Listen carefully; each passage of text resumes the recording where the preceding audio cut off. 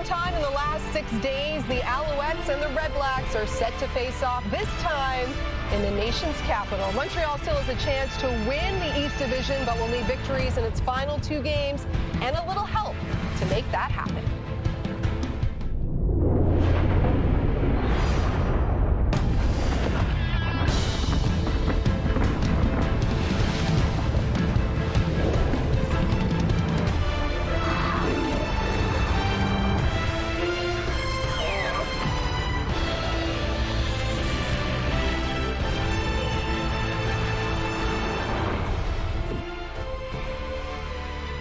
The Owls offense has been rejuvenated with Davis Alexander back under center. He's putting his 10-0 record as a CFL starter on the line today. He's a perfect 3 for 3 against Ottawa. And with injuries at quarterback, the REDBLACKS are turning to Tyree Adams today. Now, the last time he threw a pass in the CFL, we go all the way back to week 4 of the 2023 season. Hello and welcome here inside the TSN studio. We've got a double dip here on this Saturday, week 20 in the CFL. Thanks for joining us, Laura Dyken. Join alongside Enoch Mwamba, as well as a very stylish Milt Stiegel. We'll get the full story on that in just a second. But for the results from last night, we know the 6 teams that are in the playoff field trying to make their way to Winnipeg. 4 weeks from tomorrow, the Grey Cup is set to go. So we know with Montreal, yes, they're already in, but they're looking for that top seed in the East. Still have a chance to do that with Hamilton on a bye. As for the REDBLACKS, no playoffs for them. They're looking to put a dent into those plans. Milt, what are you watching today? Milt. You look great. You look great. We'll talk about this later. I'm looking at Davis Alexander. He talked about last week how he felt that was his worst game as a professional athlete, even though they destroyed Ottawa. I'll just let you know how this man feels about what he needs his team to do. And it's almost like he's saying it's Grey Cup or bust for this team. So I'm looking at him to see how he's going to bounce back from his performance last week, Enoch. Yeah, it's Davis Alexander. He's the main character right now of this show that we're watching today. I mean, it just looks like this guy and another quarterback named Nathan Rourke are heading on for a straight-on collision. I'm not saying anything. You just said it's not done. It's not done. It's not done yet. But, I mean, the way that they've been performing, those 2 guys, the way they impact the game and their performances have been spectacular, to say the least. But when you look at the Montreal Alouettes, Davis Alexander, I love what he was able to do with Austin Mack last week, getting him involved and getting him to make some plays. I want to see if he can progress that as well, because he's going to be important if they really want to go all the way. Milt? How could we not talk about this shirt? We're going to bring it up later. But my street cred is destroyed now. You look destroyed. Great. You look Destroyed. Great. Yeah, you look great. So you look good, Milt. I look good in anything. That is true. But this shirt is horrible. We are really testing that theory this time, aren't we? No. You look great. All right. We'll have the full story in the 3-minute warning. That is a tease for everyone watching. Montreal, 10 wins in a row over Ottawa. Kickoff is coming up next. I hate you all.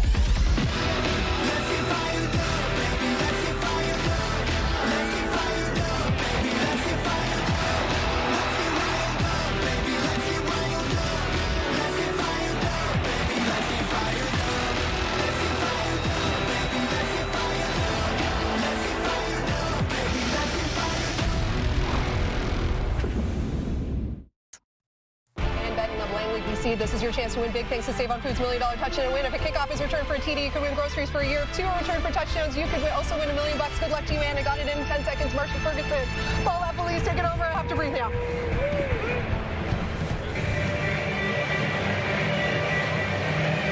Thank you, Laura, and welcome to Ottawa, everyone, as the 2 most easterly CFL clubs are headed in very different directions. The REDBLACKS out of the playoffs in 2025, while the Montreal Alouettes still an opportunity for first in the East Division. Hello, everyone. Marshall Ferguson alongside Paul Appelese. Kenzie Lalonde at field level here for us throughout the afternoon, as obviously the key when you look at the splits of he's in, he's out, he's in, he's out. Davis Alexander's the key to this offense.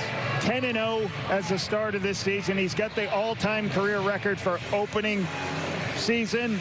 And Tyree Adams, 3 years ago, got his first win against the Edmonton Elks. Unfortunately, had an ACL injury, took him out the rest of that season. Looking forward to seeing what Tyree can do. And Tyree Adams being leaned on by Bob Dice as he's trying to find some answers through quarterback adversity throughout the conclusion of this difficult season for the Red Blacks. At the bottom of the Stings Least division is Jason Moss. Hopes his team can be at the top by the end of week number 21. Needs to beat the Red Blacks. Needs the Red Blacks to help out next week when they're on the road in Hamilton to close out the regular season. We'll see where it goes from there. But for now, all we know is these two teams get one final chance to match up in 2025. After Thanksgiving Monday went the way of the Alouettes at home. They're on the road here in Ottawa as it's returned across the 40 into the 45-yard line. Wrapped up and brought down with Davis Alexander and his perfect 10-0 record on the line here in Ottawa. Had a great talk with him this week, and you can just see the energy that this guy brings. And it's not just because he will pull the football down and use his legs. It's not just because he's going to get a bloody nose marshaled as he's taking extra hits. You know, he performs at a high level. He hits all the passes downfield. The receivers this week talked about it. He's able to hit us anywhere, and he's able to climb the pocket and get throws on every spot of the field. Completing 73% of his passes on the season. It begins with a handoff inside as Scott the third. Stevie Scott bouncing off of tacklers, loses the towel, and goes for a gain of 17-18 yards as the Montreal Alouettes starting offense powers itself through the running game on the first snap. Tiger Shanks getting his third start at right tackle. He's a very athletic tackle. 5th overall pick from UNLV. Big frame, moves his feet well. Austin Mack, last week leading receiver, got his first touchdown. 5 catches, 87 yards.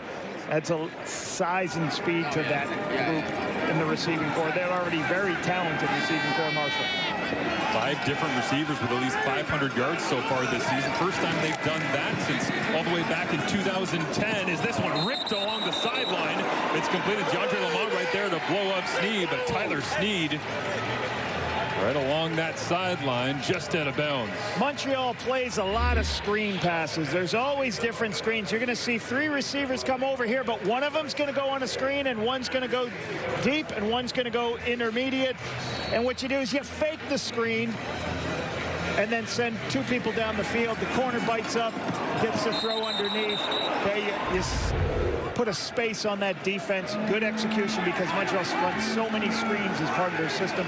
Good execution. Alexander on a deeper drop here. 2nd and 10. It's up for grabs. He got hit as he tried to throw it, and it's over the middle of the field, and somehow in the middle of a dozen bodies hits the turf incomplete, and Alexander in some pain holding his right elbow. Oh no, Davis Alexander.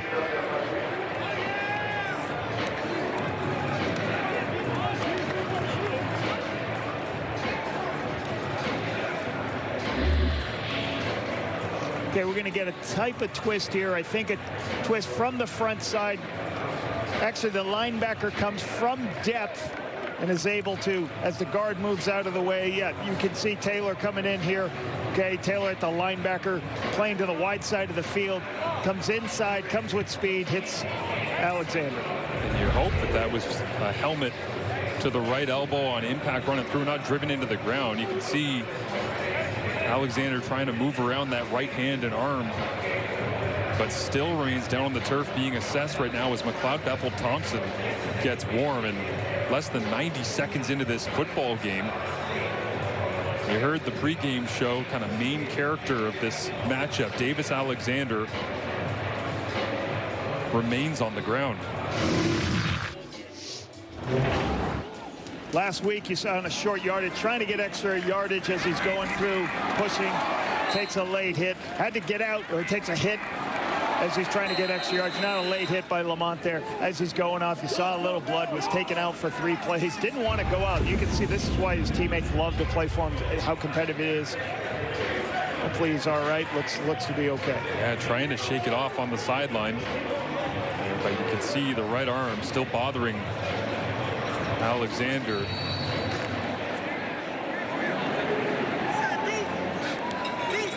Standing with the training staff and the equipment staff over there on the sideline, takes the helmet off. So we'll keep our eyes on him on the sideline with Kenzie Lalonde watching on throughout this afternoon as Joseph Zima Tries to pin Ottawa down inside the 10-yard line. It's Khalil Pimpleton returning the 44-yard punt. Up the sideline is Davis Alexander, 10-0. The CFL's all-time record holder for career opening runs as a starter is on the sideline.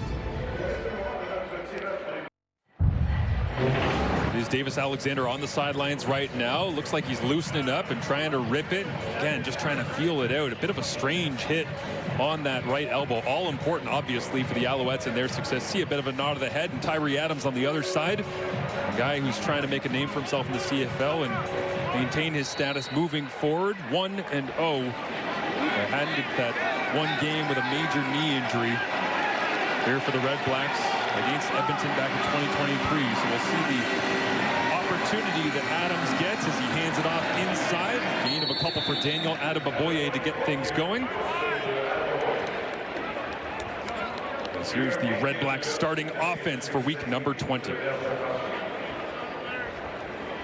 Sam Carson, rookie, Louisiana Monroe, 4-start this season, performed very well for the 12th overall pick of the Red Blacks at the left guard spot.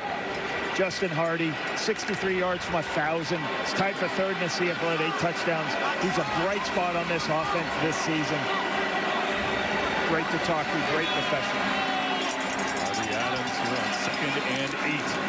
Looks to his left, stares it down, now trying to get out of the pocket. Flag comes up, looks like Kit Norcou might have got a grasp of his face mask. That'll likely extend the drive, but Lappy, you talk about the top 2 receivers being Hardy and Gino Lewis. Last week, Hardy 0 catches against the Montreal Alouettes. Gino Lewis needed 47 yards to get to 1,000. He had only 10, so he sits 37 yards out from the 1K mark here this afternoon. So we get a scramble here by Tyree Adams. One of the strengths of Tyree is his ability to use his legs. He is diminutive at 185 yards. He's not Dustin Crum in the power and the strength, but he's got quickness. You can see that face mask right there. Demi Berglund right there as he's trying to scramble out, gets the first down. So Tyree is a skinnier guy, but he's got very good strong arm, Marshall. Get the ball in his hand. I was fortunate enough to be with him last year here in Ottawa. Enjoyed working with him. 28 years old. He was 31 of 49 in the game that he started back in 2023 as they go to the rook. Keelan White busting through on a screen pass here after the fresh set of downs as we get a look at the always competitive Alouettes defense. Isaac Ademi Berglund, high motor effort guy, tied for 2nd in the CFL with 11 sacks. What a great free agent signing from 2 years ago. Najee Murray, strong side linebacker, 7-year veteran, 69 defensive tackles, 2 quarterback sacks. He looks great when I watch. And Lorenzo Burns, this is as physical a corner you're going to find. He's 3rd on the team in defensive play. He's having a great season this year for Lorenzo Burns and for Noel Thorpe right there. Yeah, the interesting part of today's matchup, there are many levels of it, as it is a short yardage first down picked up by the Red Blacks. But the boundary corners, both of them 3rd in tackles on each of these teams, right? Yeah. CJ Colden we spoke to, and Lorenzo Burns being in that same spot with 62 tackles on the season. A lot of teams in the Canadian Football League, Marshall, keep the corners low and prevent those quick throws out to the fence. Couple of fullbacks in the ball game here for Ottawa. They'll pound the rock with William Stanback on first down, runs to an arm tackle. And the cavalry arrives as Mustafa Johnson there to help end the play alongside Tyrese Beverett and Darnell Sankey. It seems like those two are at the end of every single play for the Alouettes defense. Stanback had a great week last week. Had a bunch of nice catches in the game versus Montreal. Had a nice touchdown on. He was one of the top receivers last week for this football team. Having a good stretch last week. Hard to believe the Red Blacks at this point in the season, week 20, just 5 carries of 20 yards or more on the season. The explosive runs just haven't been there. William Stanback's only had 1 the entire season where he breaks free. They'll go to him in the flats here, and Adams just misses low, skips into the feet of 31 incomplete, and the punting unit will come out with Richie Leone. Tyree just misses this flood route. The defense lifted. What does that mean? Everybody lifted up, gave him the underneath throw. If he locates that, that's going to be a first down. Just doesn't get all of it and skips it out to the receiver. The Red Blacks, renowned for their special teams dominance in the Bob Dice era while he's been here, but last right now in net punting, average 35.1 yards per attempt. The coverage units doing their best to get downfield as Leone spiral this kick just inside the 20. pushed out of bounds after a 5-yard return and a 40-yard punt, so right around that 35-yard average in terms of net punting on the season. And Alexander off the sideline. And Davis looks like he's ready to go here on the road in Ottawa, trying to keep his perfect streak going.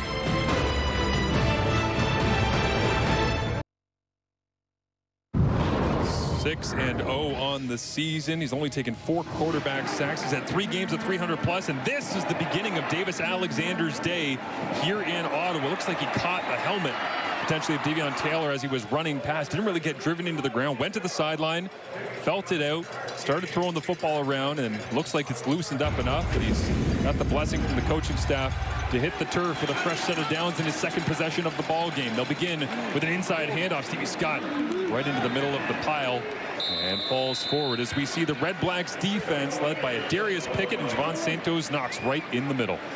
Starting at defensive end, Bryce Carter, maybe undersized for a defensive end, but great effort. 3 sacks this season, and he's great against the run, as you see right there. Davion Taylor, we just saw get the sack here. 7th start today. Crazy athletic will linebacker. He's going to have to chase all those throws to the sideline. And C.J. Colden having a great year, leading the Red Blacks with 3 interceptions, that boundary corner position. Alexander takes the snap on 2nd down and medium, jumps into the air, and then over the middle finds Tyler Snead, who's having a monster season for the Alouettes, and continues that by moving the sticks here. Already 111 targets on the year, now his 78th catch of the season.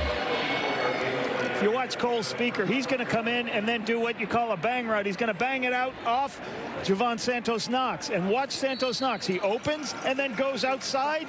As Davis climbs, he sees, oh, there's all that space for Snead. Good spacing by the Montreal's offense. And good recognition by Davis, knowing where the underneath throws are. A game where we have one ECU standout, Eastern Carolina on one side, and Justin Hardy, Tyler Snead, another alumni of the Pirates program, as Stevie Scott gave him the football once again for a gain of 4.5 yards on 1st down. They'll take out the fullbacks, David Dallaire and Jacob Mason. In comes Cole Speaker and Charleston Rambo. Really good stop on that last play on DeAndre Lamont. But one thing, this Red Blacks defense, 2nd best against the run. So they've done a good job all season long holding teams to putting them in 2nd and long situations. Really good against the run, this team. Bryce Carter, you highlighted there, Lapo digging in on 2nd down and 5. Alexander looks to throw. And he gets his arm hit again as he let it go. And it hung up in the air. Rambo made the grab, but Alexander grabbing at his throwing arm again. And now he's walking backwards towards the bench with a shake of the head. So he caught another right hook that ended up right on the elbow after he's already in discomfort from the first drive hit. Redbacks dropping out, showing a lot of people at the line of scrimmage and then dropping out, but still just a 4-man rush. I believe it's John gets a piece of it. Difficult shot to take as he's releasing the football. Amazing that this turned into a completion on the sideline. Well, somehow Rambo tracked it down, and Alexander got enough juice on it as now he looks to be outside complete. Stevie Scott. And Alexander continues to massage and hold that elbow, and he's not exactly the kind of guy to play up an injury either. And Alexander's a tough cat, so for him to constantly be messing around with that, as you see McLeod Bethel Thompson keeping his arm warm on the sidelines just in case. Love it. Looks across the field, goes all the way back to his last read in it into Stevie Scott. And again, you can see him with a little bit of pain. Alouettes pushing for tops in the East Division with the Tiger Cats on a bye this week and needing some help, but at what cost? Alexander hands it off. Stevie Scott breaks one tackle, now a second. Touchdown Alouettes. They pound the rock right through the middle of the Red Blacks defense.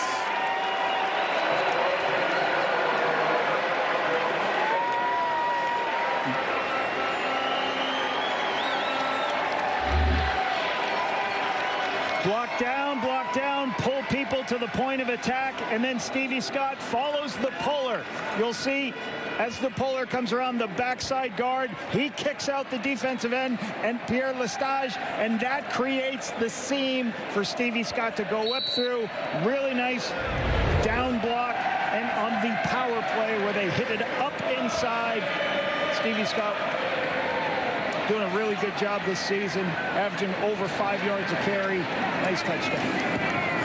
The Alouettes running game this season averaging 87 yards per game. That's 8th out of the 9 CFL teams. That just their 11th rushing touchdown of the season. But mixing and matching as Davis Alexander battling here in the first quarter on the road in Ottawa, and Stevie Scott all the way to the end zone. Montreal takes the early lead.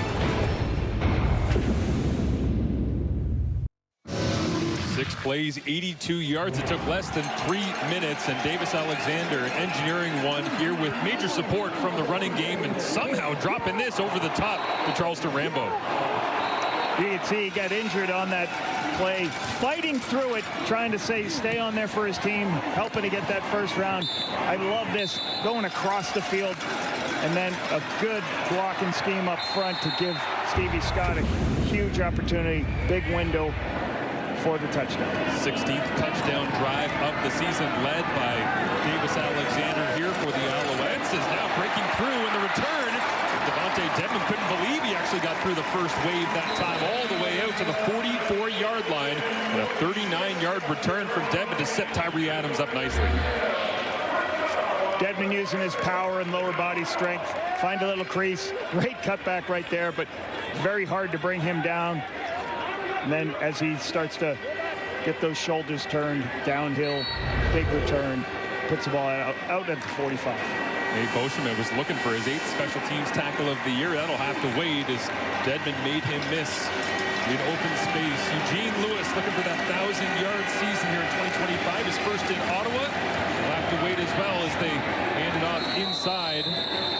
Nate Taylor, the receivers coach, telling us that Gino in his first year with Ottawa doing as much as he can to really buy into run blocking and asking a lot of the receivers in this scheme to do a variety of different things. They don't want Gino just running down the rail and catching jump balls the way he has in some other places.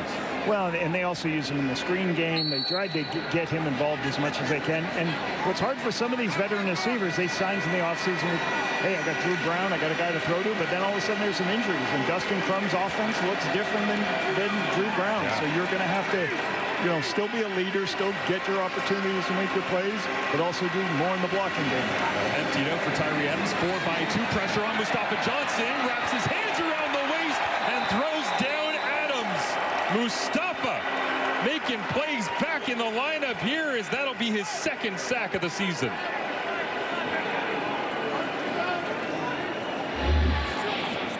Mustafa Johnson over with a 3-man rush. You can see him over the middle of the center.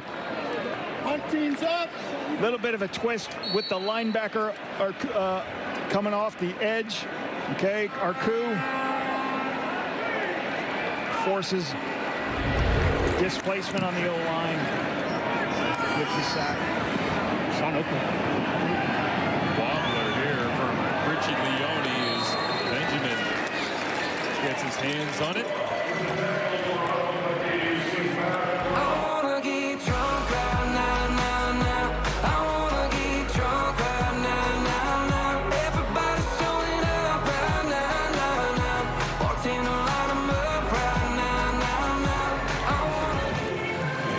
Familiar spot currently for the Ottawa REDBLACKS. They've been playing catch-up as they've faced adversity of late over their last 7 games, trailing by at least 15 points each time.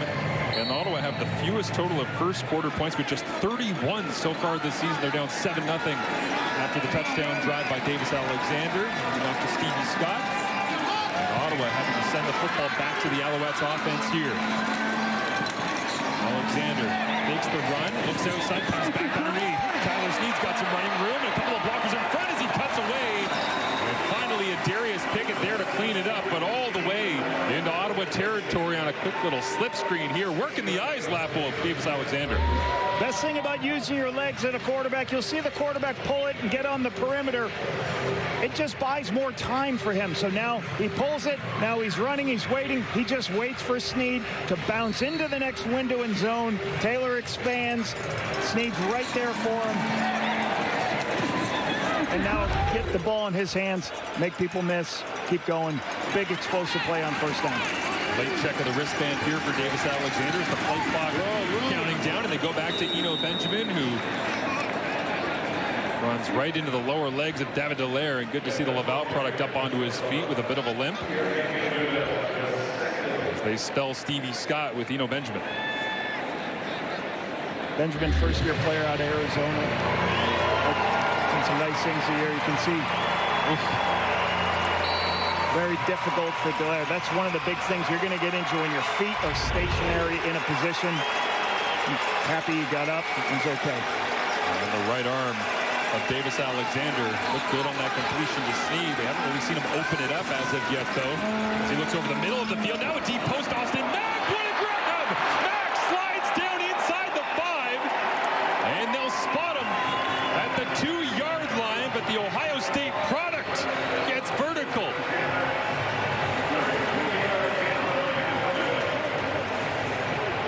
Looks like Davis Alexander knew what he was saying. This is what's called middle open. The whole middle of the field, wide open. There's nobody there, so he just waits to Austin Mack go to that spot, and he throws it up. There's no opportunity for Mark Milton to get in there. He's too wide. The previous play is great under throw, automatic but review great hands by the replay center for potential what scoring you call play. high pointing the ball, Marshall, where you take it up the highest point. Great play by Mack.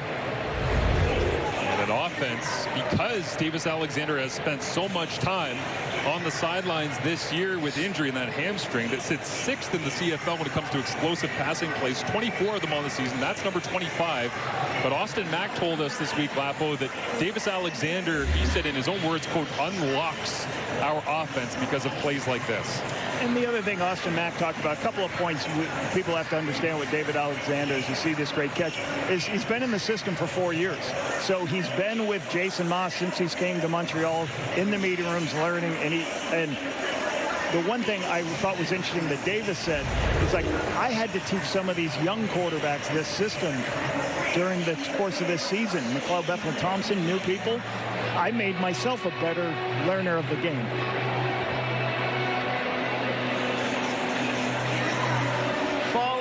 Following, automatic review by the replay center. The ruling on the field stands. It's first down for Montreal at the 2-yard line. Yeah, tremendous slow-mo shot from our CFL and TSN crew of the ball skills of Austin Mack on full display. Grabs it with 2, and then all of a sudden starts juggling the football from one hand to the other hand to the other hand. And Davis knew it. You saw his eyes all the way to the left. And what you do in that throw, you just throw it to a spot, and you trust your receiver is going to run down and make the catch. Great play by Austin Mack. Shea Patterson in, and he'll go to the end zone. The lead extended for the Alouettes. 17th carry of the year for Shea Patterson, and his 6th rushing touchdown. Half a dozen now for the third-string short yardage specialist.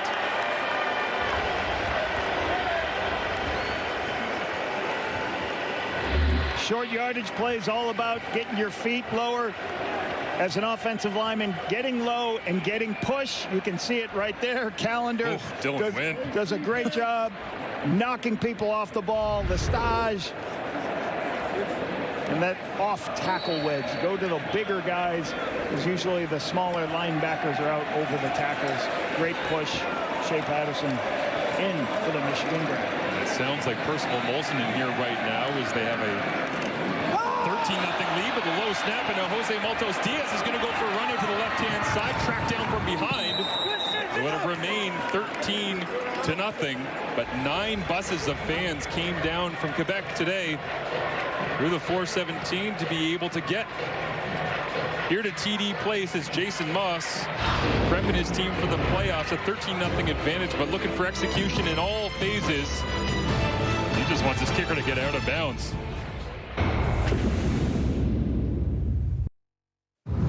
Austin Mack telling us this week that he moved the family full-time year-round to Montreal. Hated the cold last winter, but he's heating up at the right time this season, is getting back onto his feet last week, battling on Thanksgiving Monday at home. Straight down the middle of the field. That looks familiar, doesn't it, Lapo? And then here he is in action again today.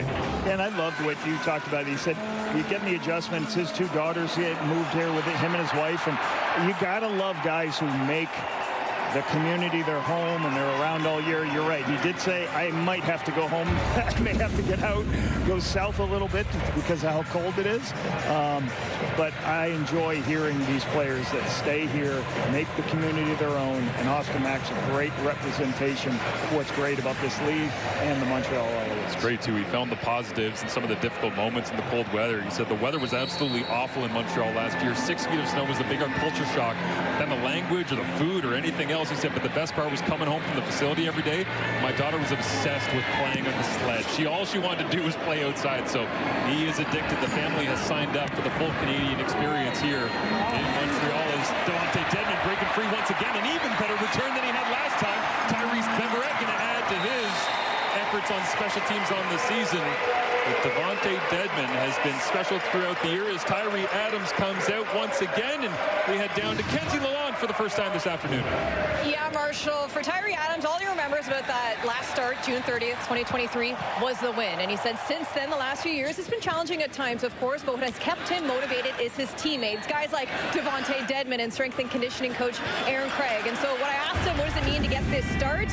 He said, well, the little kid in him is through the roof, but the pro in him wants to just be a pilot today. Not get too high, not get too low, just fly the plane. Ultimately, he just wants to prove to himself he belongs in the CFL and help Gino Lewis and Justin Hardy reach the 1,000 yards milestone. Yeah, he's trying to manage it right now. You can feel it, Kenzie. He's trying to be relaxed to keep the heart rate down. That one a little bit off the mark, Lapo, but it's a huge challenge for him based on the way the season has gone and the expectations of this fan base at home saying we need more. I don't know if they need to view him as the savior of any kind as Drew Brown watches on the sideline. Well, and more immediately, like you talked about, this team, they've scored less than 3 points in 14 of 16 games in the first quarter. They have to show up in the first quarter to help the crowd, to help their defense, to make something happen in the first. Adams looks over the middle. Khalil Pimpleton gearing down before a major collision. Marc-Antoine Dequoy right there alongside Darnell Sankey. First quarter scoring, certainly a huge part of the story. Doesn't matter if it's Drew Brown, Dustin Crum in the lineup, Tyree Adams.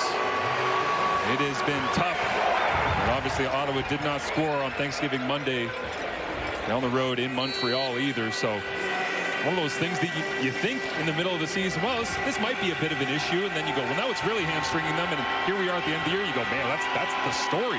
Well, and you just want your crowd in the game. You want your defensive players to say, hey, it's going to take too much. Fake to toss, and Adams, as the ball pops out, is it on the ground and recovered by the Alouettes? Darnell Sankey had his hands on it. Did he lose it? Did Marco Dubois steal this away somehow after it popped out of Tyree's hand?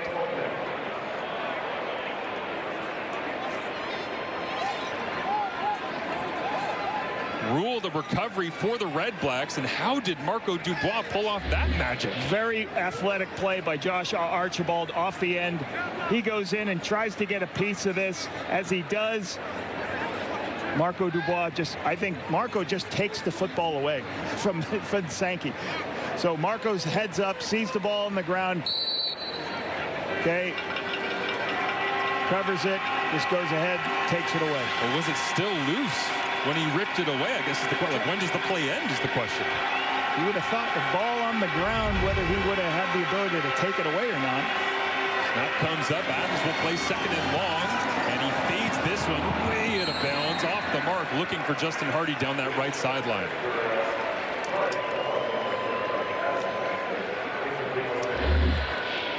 Little seam ball to the boundary, number 1. He gets hit as this comes through here. He's going to take a shot just too far outside, so he's got to locate the football better, obviously.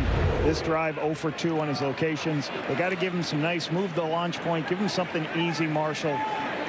And you can't obviously be in these 2nd and 14s. Yeah, put him in a difficult spot that time around if the ball popped out of his hands, but the relentless pressure of the Alouettes defense up front does its job as Richie Leone will try to pin Montreal down inside the 10. See where they spot it, but a good kick that time from Leone on a 39-yard punt at the end of the first quarter. Another first quarter for the Ottawa REDBLACKS, where they are scoreless offensively. The Montreal Alouettes in control with the Hamilton Tiger Cats on the bye here in week 20. The Alouettes trying to do their part, get the victory, and keep the dream alive for a bye, a top spot in the East going into the CFL playoffs in 2025.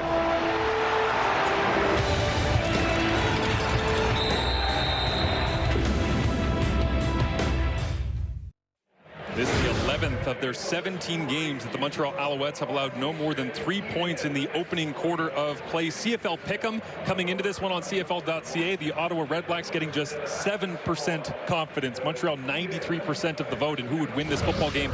The Alouettes certainly in control right now, Lapo, but Davis Alexander, obviously the concern. And how do you handle him moving forward if he keeps taking some shots up front?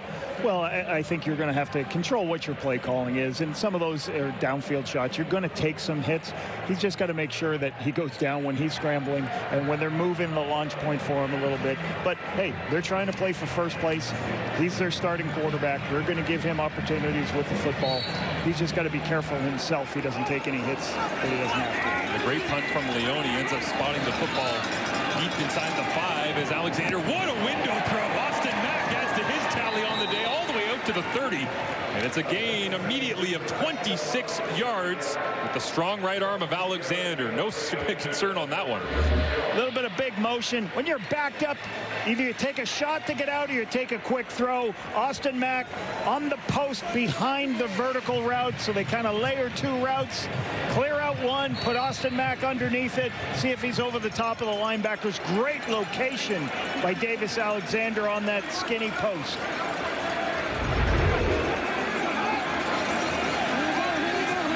From the right hand of Alexander. He looks to throw again, and out to the flats. He'll take Tyler Sneed wide open. He gets pushed out of bounds. So Lockridge there to make the play. It's the first year at Fresno State. Just his 6th tackle of the season, but Sneed right there next to the first down marker. And Skip using his legs to get out on the perimeter here. It's just a little rub play on the outside, Marshall, as quarterback just pulls the ball, goes out, nobody's got contained, and you get the underneath throw as the coverage goes high. So just moving the launch point, getting Davis in easy positions where he can throw the ball quickly, get it out of his hands. Alexander, 7 straight completions since he took the big hit at the beginning of this football game as he hands it off here to Stevie Scott. He stays on his feet and rolls his way out towards the 50-yard line, as they did give, obviously, Tyler Sneed the first down on that last play, just barely, and now it's 2nd and 3. Bryce Carter with a really nice move. You see him right at the end of the screen, avoiding the kick-out block, going in to make the tackle on Stevie Scott. Bryce Carter, 3rd-year play from Jay Young, did a really good job stopping the run. Single game high for Stevie Scott of 125 yards. He's already up at 47 on just 5 carries so far this afternoon. 2nd down and 3. We'll go back to Scott. Cuts away from first contact, and Austin Mack, the quick signal of another Alouettes first down.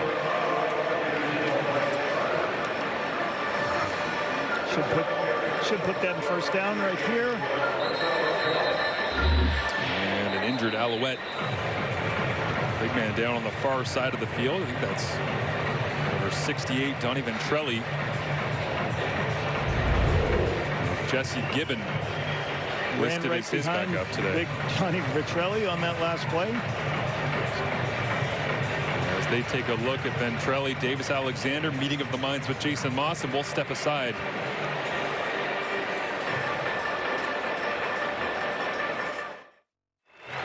Fresh batch of faithfuls join the Traders Canada. New season starts Tuesday, October 21st on CTV. Stream next day on Crave. Donnie Ventrelli made his way to the sidelines, being carried by a couple of teammates. And so they mix and match the offensive line. Jesse Gibbon, Waterloo Warrior, comes in at right guard. And Ventrelli getting assessed over on the sideline. Davis Alexander with a 13-0 lead here in the 2nd quarter. Hands it off, Stevie Scott. Penetration in the backfield. First man misses. Bryce Carter right there to try and clean it up.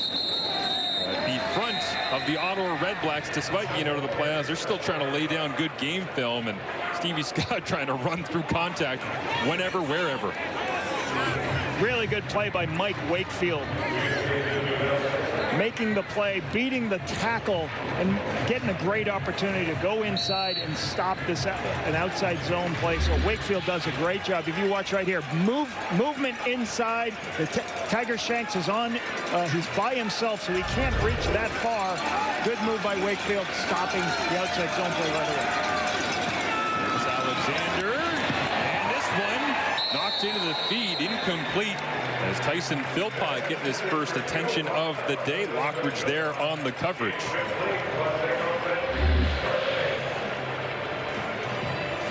Throw outside just a little bit behind Tyson Philpott. Lockridge did a good job last week. Doesn't give Tyson opportunity here, so this is a good stop by this Red Blacks defense. We've got to see the Ottawa offense help this unit out on defense. Two returners back. Devontae Dedmon kind of hiding alongside the sideline here for the Ottawa Red Blacks as Joseph Zima gets set to send it away. And they'll go with a fake flip underneath. They're going to rush for it, trying to get a block out in front and right close to the first down marker. Who came up and made the play? Was that Daniel Alouettes stopping the Alouettes short on the fake punt attempt? And the special teams ace in his early days after being drafted by the Toronto Argonauts recognized the fake. Montreal got creative with it, but Alouettes all over it. Little flip underneath. Benjamin thought he was running free until Alouettes flew through and made the play.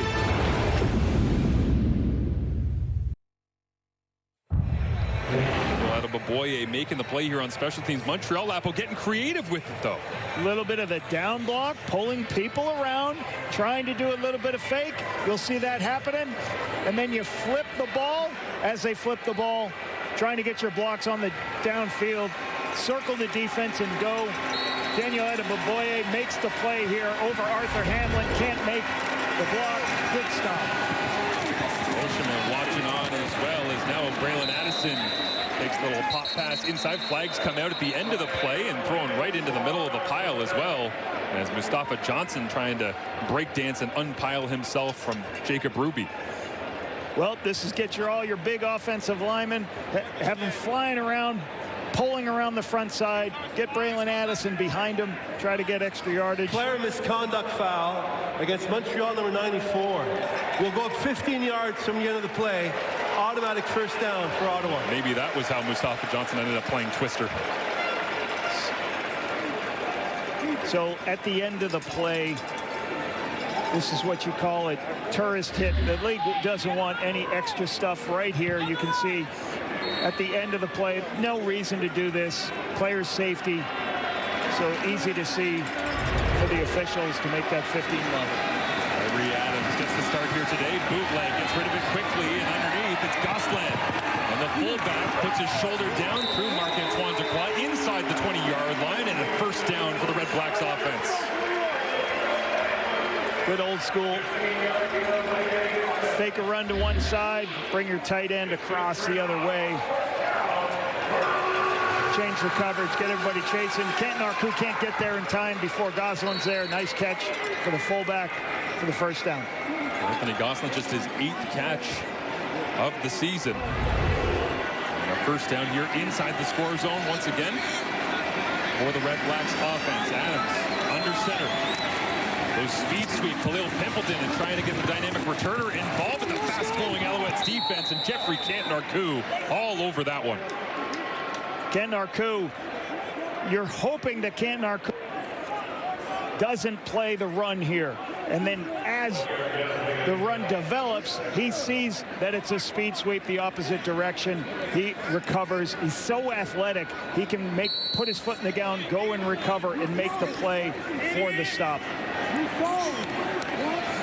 see Tyree Adams asking for the play call to come in once again as Canton-Arku, 37th tackle on the season. Put that together with 3 sacks, 5 special teams tackles, an interception, all in a depth role here, rotating in and out of the lineup for the Alouettes. Is this one complete? Gino Lewis drives the legs inside the 10-yard line.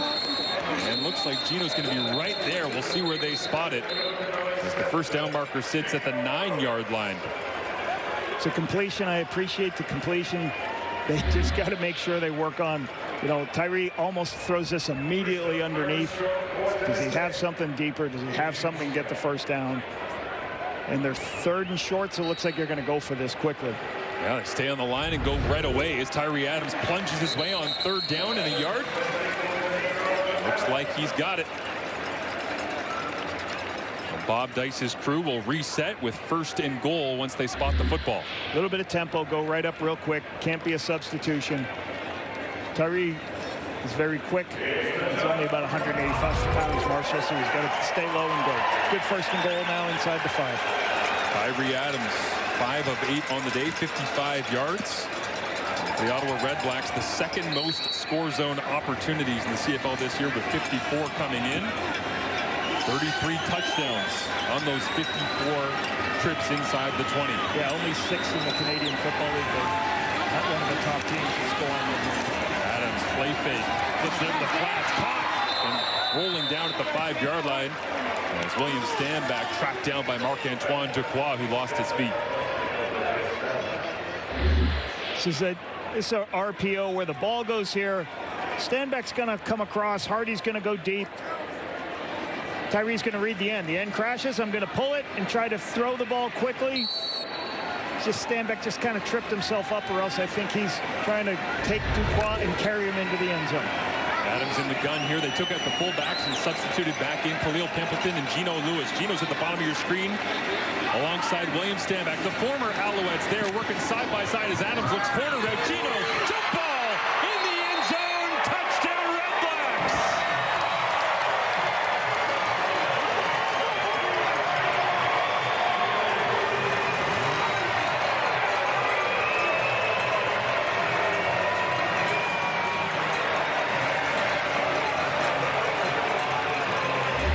We talk about players doing more things. Braylon Addison comes in. Najee Murray's blitzing. This is more than the quarterback can be responsible for. But watch as he comes in. He makes the block to give the time to locate the ball for the nice catch by Eugene Lewis, getting his 1 foot in bounds for the touchdown. A slow developing play there for Stanback and Lewis, but it pays off with a major. And Lewis Ward tacks on the extra point. The REDBLACKS should just go to the 2nd quarter, right? You know what I mean? They get the touchdown. Skip that first quarter stuff. What are we going to do the first quarter for? But a good response here, trailing 13-0 midway through this 2nd quarter. Finding a way to let Tyree Adams make a throw inside the 10-yard line, just giving Gino an opportunity up high. High point the ball, get it to your corner of the end zone, let him jump for it. Good spot. I like the max protection. I like this drive. There's some play action, some easy throws underneath. Coach Dice likes that call right there. A little bit of run game, but just trying to get Tyree some easy throws as part of this first drive. And they stayed on schedule. A couple of first downs on first downs. That's what puts them there. Look at that. Love those gloves from Gino on the sideline, but also you see the big fist pump right next to head coach Bob Dice. Phil Moreau, the scout that's a big part of the reason that Tyree Adams is here and throwing that touchdown, was right next to the head coach on the bench. Yeah, Philippe Moreau was original years ago when Tyree came into the organization. I was here as a head coach, and we had lost Duck Hodges like a month before training camp. And Philippe Moreau said, hey, I got this kid who's pretty good. Like, I like him a lot. I think he's talented. He's playing arena right now. So what do we do? I kind of looked up his stats, and I remembered looking at him a couple years before, and I said, let's bring him in. So he showed up that week and showed up for training camp. Tyree Adams now here for a couple of years, filling in, recovering from his ACL injury, as well as Davis Alexander takes the field once again. In the 4th-year pro at a Portland State in Alexander, spent so much time learning and trying to understand this Jason Moss system that he said when he was out injured, he was actually trying to help all the other quarterbacks understand the best ways to manipulate the offense to get the best out of it, which kept him sharp in the time that he was away from being able to put the shoulder pads and helmet on. Blitz coming from the REDBLACKS, and Alexander throws right into it. Stevie Scott got a little bit of running room and breaks across the 55, puts his head down as well. And Scott showing off the physicality as DeAndre Lamont came down from free safety, and for the burden on that one is, Lamont and Alexander involved last week in a late hit have a conversation. When you see Adrian Fry blitz off the edge, we're playing a zone blitz, so everybody's going to be not in a position to cover that route. Davis throws it underneath. Now that gives Scott plenty of time to run. And you see Lamont not hurt, just disappointed he took that shot. He knew immediately how bad that one was going to look on film. Took a big pop as, again, Lamont gets involved in the middle of the play, trying to earn back some respect from Stevie Scott, perhaps. We get another look at it. Colton's turning it back. Once you see it, lower your shoulder, get lower than the defender. When you get lower, you're going to win that battle, especially with speed going right there. And Charleston Rambo's in the middle of the mess going, whoa! Just trying to hang on and go for a ride with his running back. With Alexander, quick drop, looks over the middle, complete. And Austin Mack makes the grab. And Darius Pickett brings them down right next to the marker here on 2nd and long. And they'll move the chains. So part of this game is watching these players. Okay, let me do this. These two are tied together. When the back runs out of there, you see the linebacker go. That's easy for the quarterback to recognize, then throws it inside to Austin Mack. Late motion, too, being able to read it on the fly as Alexander, as he looks left, comes over the middle, now pressure on, and brought down. Jonathan Jones, former Argonaut, gets his opportunity in his 4th year in the CFL out of Toledo. Jonathan Jones right here. So on a pressure situation, trying to get some extra pressure. You see him just fight through as Davis pulls the ball down, starts to scramble. Lestage just doesn't hold up long enough as Davis starts to scramble. Here we get an opportunity Nice pressure by to see Alexander in a tough down and distance. What can he do? Playoff simulations as they head towards the Grey Cup dance. They'll go a screen underneath, and Steve Scott's going to be wrapped up, thrown down. Javon Santos knocks you circled it to play a go lap. Oh, these two players are connected. Here they are once again. So when you have a screen pass, you try to dump all the receivers to the field, and that's what they do. So you leave very little players, but then you just got to keep an eye on this. Santos Knox, recognize it. He's man-to-man on the back, so one of the guards has got to recognize that and go block the defender covering the screen pass. So you can see Davis here talking. So you got to handle in man coverage, make sure somebody will be responsible to block the linebacker on the screen. Quick conversation with Justin Lawrence, his center, is now the attempt will come from 49 yards away for Jose Maltos Diaz. 19 of 22 on the season from this distance. The leg never in question with the strength, and the accuracy on point as well. As the Alouettes and their hordes of fans that have made the trip to Ottawa celebrate extending the lead 16-7 with 3:33 remaining in this first half of action. East Division rivals. One of the keys to the future of the Ottawa Redblacks is having good young Canadian coaches coming through the pipeline. With more, here's Kenzie Lalonde. Yeah, Marshall, and it helps when your coach came through the system here with local coaching. So Nate Taylor, of course, a former University of Ottawa coach, and he recruited Eric Cumberbatch, who's from the local region. He's from Alexandria, and there's a fun little recruiting trip story here when Nate signed him to be an Ottawa GG. So Nate Taylor and his fellow coach Rob Greeley drove down to Alexandria to sign Eric. And look, word travels fast when you sign a local talent. On their way back, they stopped in for some barbecue, and when they went to pay their bill, well, it was already covered. All they were told was that the community was really happy to see a local guy get signed to a local university team. Just goes to show that it's all about what you do with the opportunity and where it can end up. Is now Cumberbatch and Nate Taylor part of their hometown CFL group. Yeah, absolutely. Wonderful story, Kenzie. Thank you. I always grew up thinking, well, that stuff only happens in Texas, right? You go into some small town, a guy goes, don't worry about your bill. I believe he's in Cornwall, which is, they care about their football. They have a good football program down there in Cornwall. Yeah, so it's great for Nate Taylor. Nate Taylor was part of the Canadian Football League's diversity program, Marshall. So he came in, was a guest coach for me, and helped Bob Dice, who at the time, like Kenzie said, was coaching at Ottawa U. Did an excellent job helping special teams and helping on offense. A couple years later, opportunity on the staff, he gets the opportunity.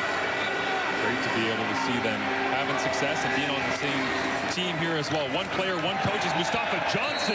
Tackle for loss, throwing backwards. William Stanback on the play. Mustafa Johnson all over it here today as we have hit the 3-minute warning. Just the second tackle for loss due to injuries on the season, slowing down Johnson's campaign. But a bright future ahead for both Nate Taylor and Eric Humberpatch as the Montreal Alouettes trying to close this thing down to end the first half. Some major defensive plays for Johnson and company.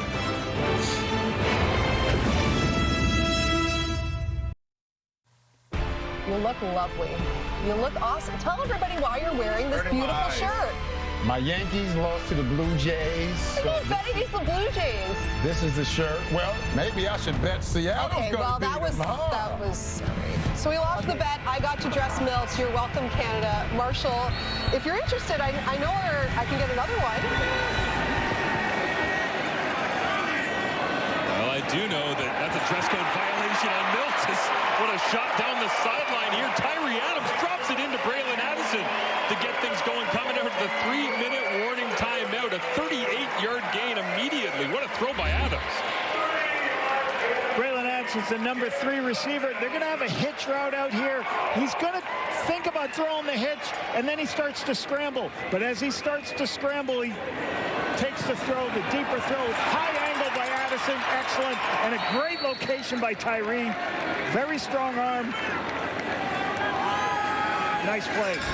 Late substitution here from the Montreal Alouettes as Dylan Wynn was sprinting to the sideline. Noel Thorpe hands on his knees in frustration, and Darnell Sankey intentionally, just like the very first snap of the year for the Alouettes defense, decides to just walk up and make some contact with the offensive line. That was to start the year. Offside. You and I together in Montreal. Montreal number 1. So what had happened? 5-yard penalty. It's still first down. So situationally, guys were running off the field, and then the Red Blacks went no huddle. And when they go no huddle, the smart play right here is just go ahead, push Ruby, make sure they can't run a play. Okay, so Darnell Sankey goes, we don't have enough guys on the field. Let's go ahead, take the penalty, get our people back on the field, get lined up. And a little shrug at the end of the play, too. Another bootleg here for Adams on the run, rolling to his right, throwing into traffic, across his body, and it's picked off. Najee Murray takes it away from Gino Lewis right on the goal line.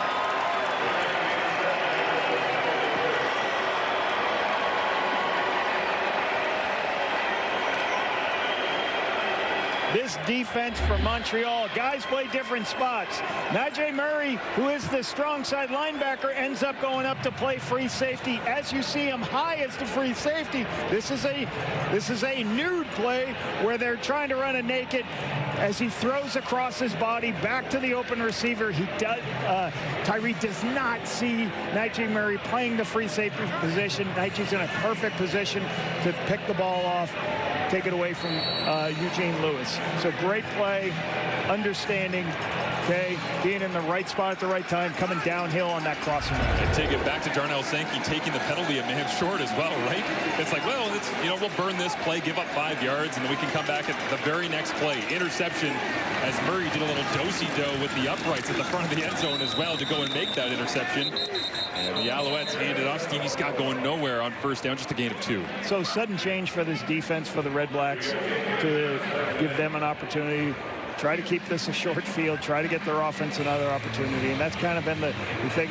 The defense is held up, but they just need more from the offense. Obviously, last week, that's what they were talking about. And you just got to get more. It's just difficult when you turn the ball over in field goal range. Starting right guard Donnie Ventrelli remains firmly planted on the Alouettes sideline in a chair, so looks like he's not coming back anytime soon.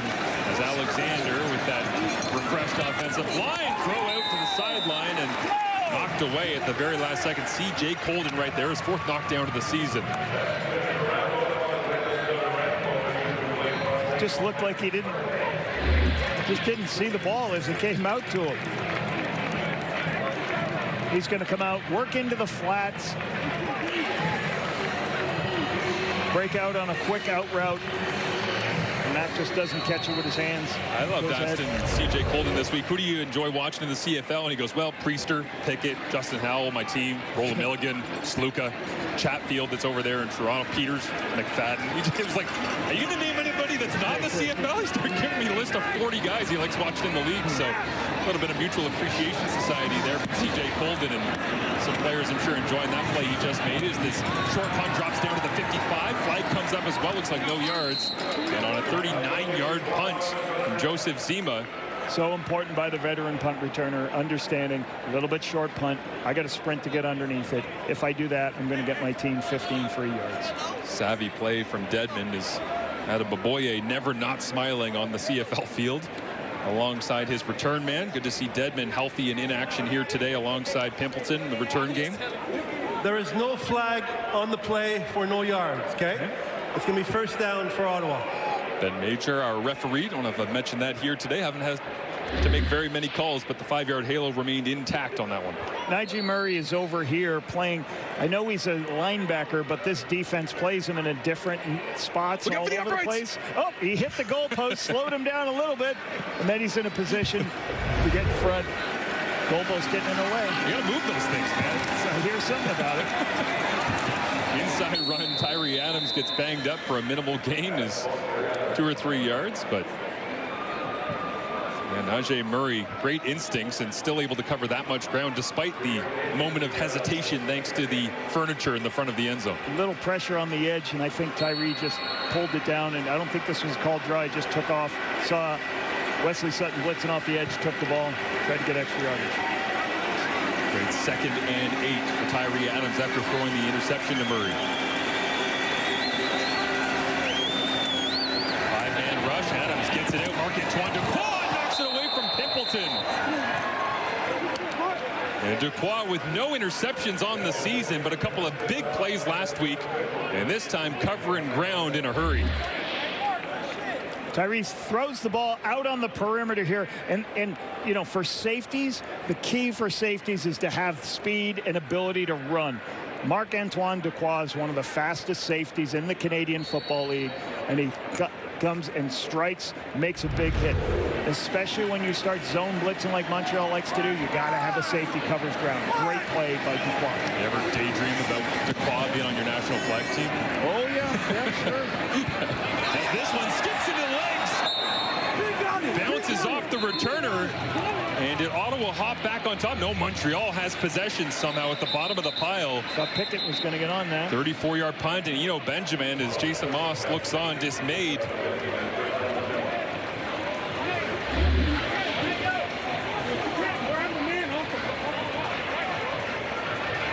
Bounces right off the leg. Great recovery by himself. Paid the price as James Peters came flying downhill as well. James Peters, should say, out of Ottawa. 2nd year, 19 special teams tackles. Tops for this Redblacks team. Yeah, on the campaign. Tremendous. With some of the top special teams players, right? With Tyrell Richards and Alexander Gagne on this other side of the field. Davis Alexander with 68 seconds to operate. Little play fake, looks outside, points, wants a block. John giving chase, and Alexander steps out of bounds, just shy of the marker. Flag comes up way 65 yards away from the play.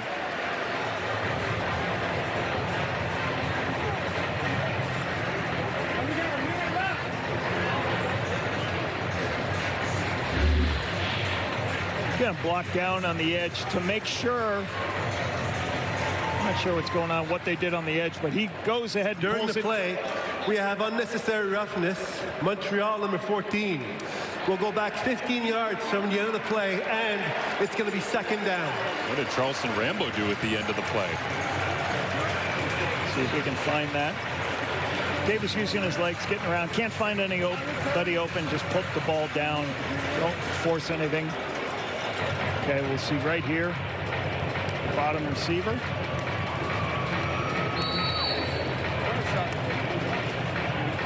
Little punches at the end. Easy to see by the officials. Back and forth that time with Rambo and Colden as Tyler Sneed went for a ride thanks to a Darius Pickett trying to give his quarterback a block, but 2nd down and 16 after the altercation as Alexander is the 4-man rush. He's going to hit the deck. Westman Teala, a global right in the middle of the mix, still for the Redblacks.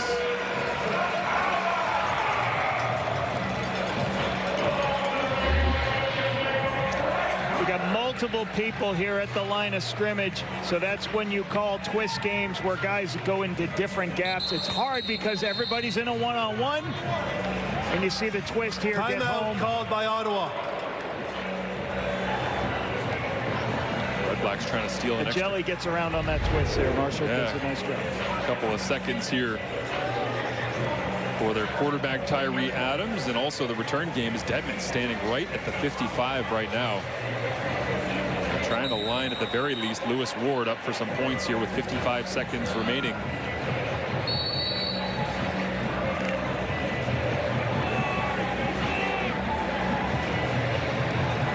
Tyrell Richards, you mentioned, top of your screen as a gunner, all around standout athlete. Great year on special teams. 26 special teams takedowns as he gives chase at Devontae Dedman. Ball hops and skips out of bounds as the Redblacks take possession after a 44-yard punt. 47 seconds remaining and a 16-7 Alouettes advantage. That's a huge kick by Joseph Zima. We talked about what those guys were doing. We got halftime. We got Laura, Enoch, and Milt Stiegel in a crazy shirt. Dress code Milt. Dress code violation right there.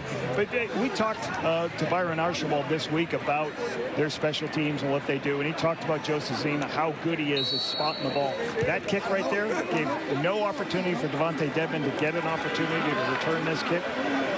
Helped out, kicking out, backed up. Big emphasis for the Alouettes special teams as Adams rolls the pocket all the way to his right. Personal protector there. Now flipping it back across his body. And Justin Hardy's got it inside the 30 and brought down. Little sleight of hand card trick that time from Tyree Adams. Sprint out. Help your quarterback. Help your young quarterback by running and splitting the field in half. Let him sprint out and see the routes. Come on. You got tempo. And Adams hit as he tries to get this one away. So I like that call. Sprint to the wide side of the field. Give him plenty of time to see what happens. Well, this time it didn't make it back to the original line of scrimmage from Tyree Adams as he looked to the sideline. So the flag came out from Ben Major on the sideline. After a big positive play to Justin Hardy, looks like the Redblacks setting themselves back on this one. As the CFL, whether they're going to decide there's a receiver close by for them. Well, behind the line of scrimmage, right? There is no flag on the play for intentional grounding, okay? It's going to be second down for Ottawa. I mean, it can be intentional. It doesn't have to. If there's a receiver close by, they can still say, doesn't have to cross the line of scrimmage. So they could say there was a guy 1 yard or 2 yard past the line of scrimmage. You could say he's trying to throw to that player. That's what I think happened. Yep, so Adams given the vote of confidence that time upon review. Handled quickly, which we always appreciate, is he'll look to the left-hand side this time. Stand back, open in the flats as a flag flies and a drop.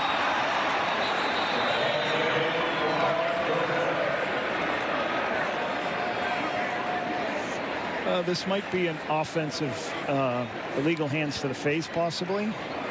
So trying to see this. I think Mustafa Johnson's helmet came off.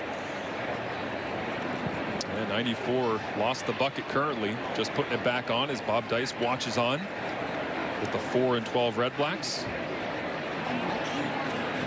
We have a major foul, face mask, Ottawa number 51. We'll go back 15 yards, and it's going to be third down for Ottawa. A couple of negative plays that time. Back to back for the Redblacks. It's going to happen right here, and it's going to happen as they move here from the pit look. You can see his hands right there grabbing on.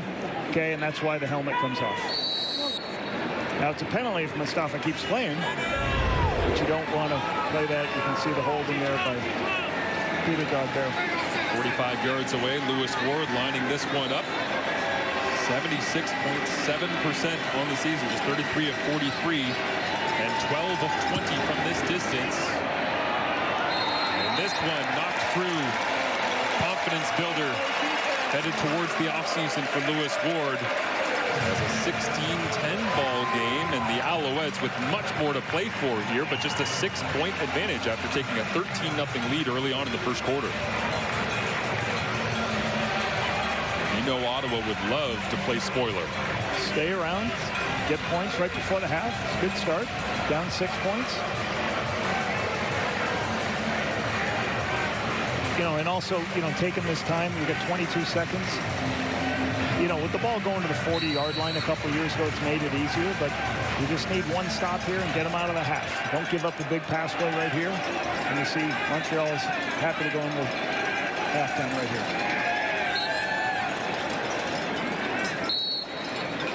Major whistles it in. And Davis Alexander with a rocky start to this one. If you're just joining us, getting his throwing arm hit twice in the first quarter. Gingerly went to the sidelines, warmed it up, got things going, but he's in the middle of a battle right now. No signs of being worse for wear, but certainly making some outstanding throws in that first half, including a big one right down the middle of the field. As Austin Mack made the grab with a little skinny post pitching catch. Yeah, it started out in the first quarter. I thought the Montreal was really moving. They were gonna really blow this game open. Have this big pass play, nice early, couple nice runs on the inside. But defense for the REDBLACKS has kind of stood up, and the REDBLACKS in the second quarter got what they needed to with the touchdown.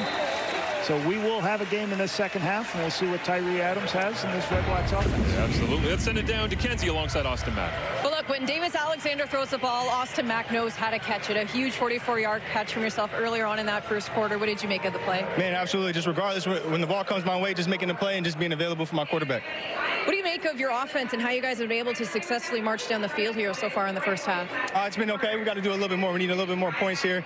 16 isn't good enough for us. Best of luck. Appreciate it. Merci beaucoup. Alouettes up by 6. But Laura, the real question is, does Milt Stiegel's shirt glow in the dark? Oh, that is a good question. Maybe we should test that out as well. Lights out, please. Wow. Milt, you're a good sport. I will Everyone's get my getting revenge, I promise. You know what the problem is? We got a second game because it's a doubleheader Saturday, and that whole crew in Calgary is just getting excited. In any event. All right. The REDBLACKS down, well, it's 16-10, so the REDBLACKS making a little bit of push there, but I think the big story is the health of Davis Alexander. We're not even 90 seconds into this game. He's on his back, on the field. We're going, no, because Montreal has not had a lot of success with him out of the lineup this season. 3-7 record, Milt. Yeah, and he's fine. He took a tough hit, and I'm sure there are going to be some people out there saying they need to take Davis Alexander out of the game. That's not the case. Allow this man to continue playing, to get in the rhythm. He missed, 8 games, basically more than half of the season. So he needs to get back out there and continue playing well. And also, this team is trying to accomplish something. They're trying to get first in the East. They need to win this game, win next week, and Hamilton loses next week and have an opportunity. So Davis Alexander is fine. If he wasn't, they would definitely take him out of the game. Just, as I said, continue getting that rhythm and playing some great football.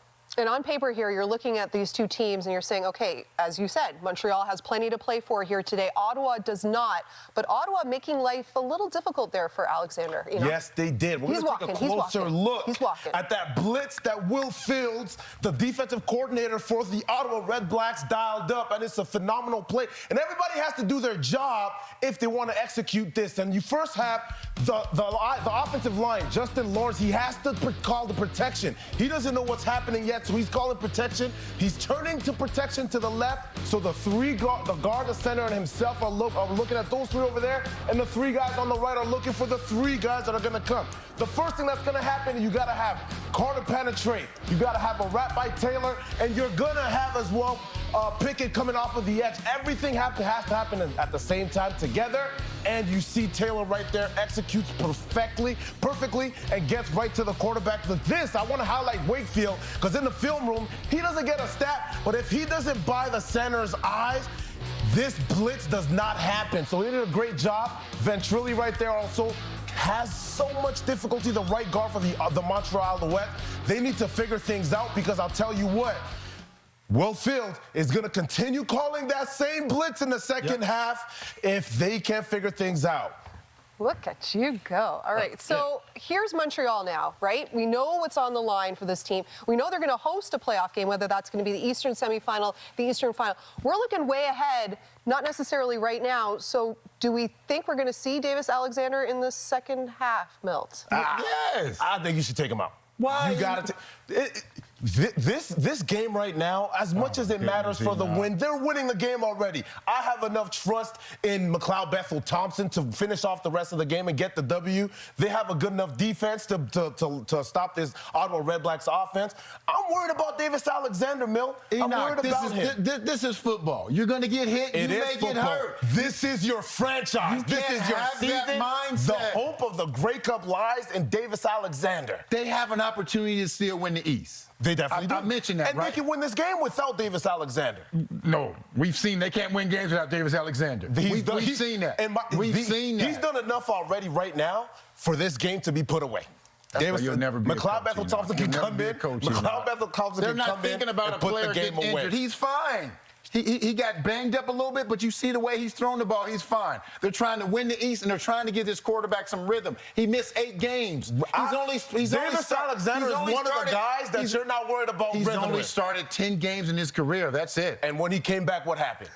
No rhythm lost at all. He wasn't rusty at all. He's playing the second half. Come back next week if he needs to. I'm just laughing because Milt's got these points and he keeps moving in the cat. I can't even take him serious with that shirt off. I'm about to leave. I'm going home. The second game of our doubleheader. All the camera people are laughing at me. Lots of plays. Take Davis Alexander with you.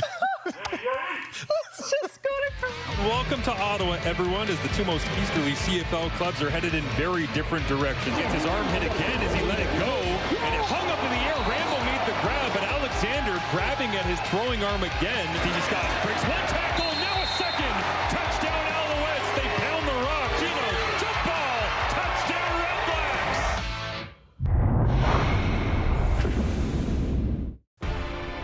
All right, the second game of our doubleheader features the Argos and the Stampeders. And the Stampeders, a happy group thanks to Edmonton's loss yesterday to the BC Lions. Calgary has locked up a playoff spot. Still has a chance to finish second in the West. A lot of tiebreakers involved there with the Lions, the Bombers, and of course, Calgary. So again, they have a lot to play for here today. We know the Stamps team likes to run the ball. 211 yards on the ground last week. VA did a great job protecting the football, which hasn't always come easily to him very well this season. But is this another get-right game for the Stamps now that they know they're in the playoffs? Without a doubt. Without a doubt. As you mentioned, they still have an opportunity to host a home playoff game. They don't control their own destiny, but they can do some things to help that out. And as you mentioned, VA played a lot better. The best we've seen in a while last week against Hamilton. He's going to try to continue that. Dietrich Mills and that defense, I mean, they still have an opportunity, but they just need to continue that momentum with this game. Yeah, he needs to continue the momentum. He needs to get guys like Clark Barnes involved a little bit more, Dom Rhymes in the offense over there. It would be just good to see not just with the momentum, but also continue to develop that chemistry with those receivers, because if he can't get those guys involved in the games, these are his main guys. Yes, we know what Dietrich Mills can do, but Dom Rhymes, Clark Barnes, Tevin Jones to a certain extent, as well as Philpott, those guys need to be able to touch the ball enough so that they can feel part of the offense as well. And could be a great matchup, right? Because the Argos defense, especially that secondary, not great. Have given up the most passing touchdowns this season, given up back-to-back 300-yard passers, 30-plus yard completions. The list goes on. But right now, we'll get you back to Ottawa for the second half of this one.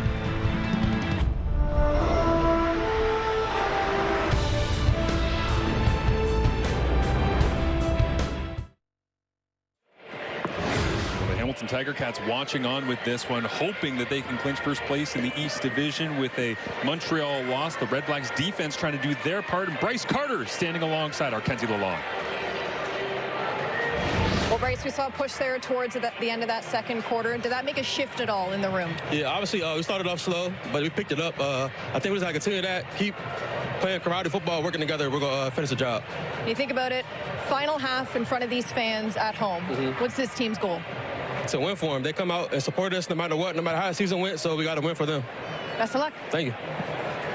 Yeah, Ottawa on the road, headed off to Hamilton in week number 21 of the season. So this, their swan song, final half, as Kenzie mentioned, in front of their fans, and trying to go out with a bang with a victory over their hated foe, the Montreal Alouettes, here as Ottawa won the opening coin toss and Marshall, deferred can I to the ask second you a half. question? Yeah. Karate football? Is that what he said? Karate apparently football? it's a thing. Bryce Carter just inventing new terms. I've heard of complimentary football. Maybe chopping? Keep chopping away? Yeah. Karate chop, maybe? Like the old Chop wood, carry water? Is that what he was trying to get at? We're going to find out together. Right here in this second half as Jose Maltos Diaz has the ball on the tee. Again, Ottawa deferred in the first half. They'll receive to get things going here in the second. So Tyree Adams on a 17-degree Saturday afternoon in the nation's capital. Gets first touch as this ball skips right in front of Devontae Dedmon.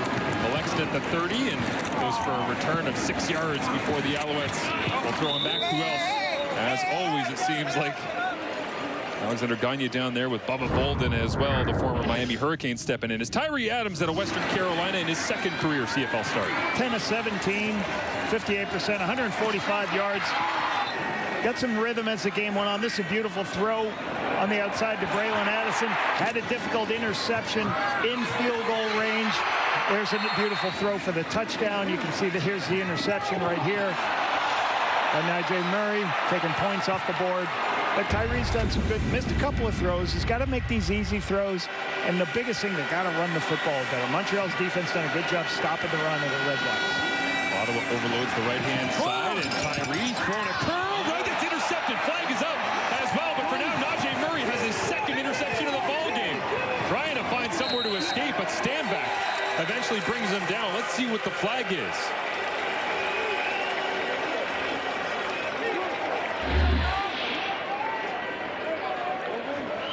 Legal block, hand to the face. Ottawa number 54. That penalty will be declined.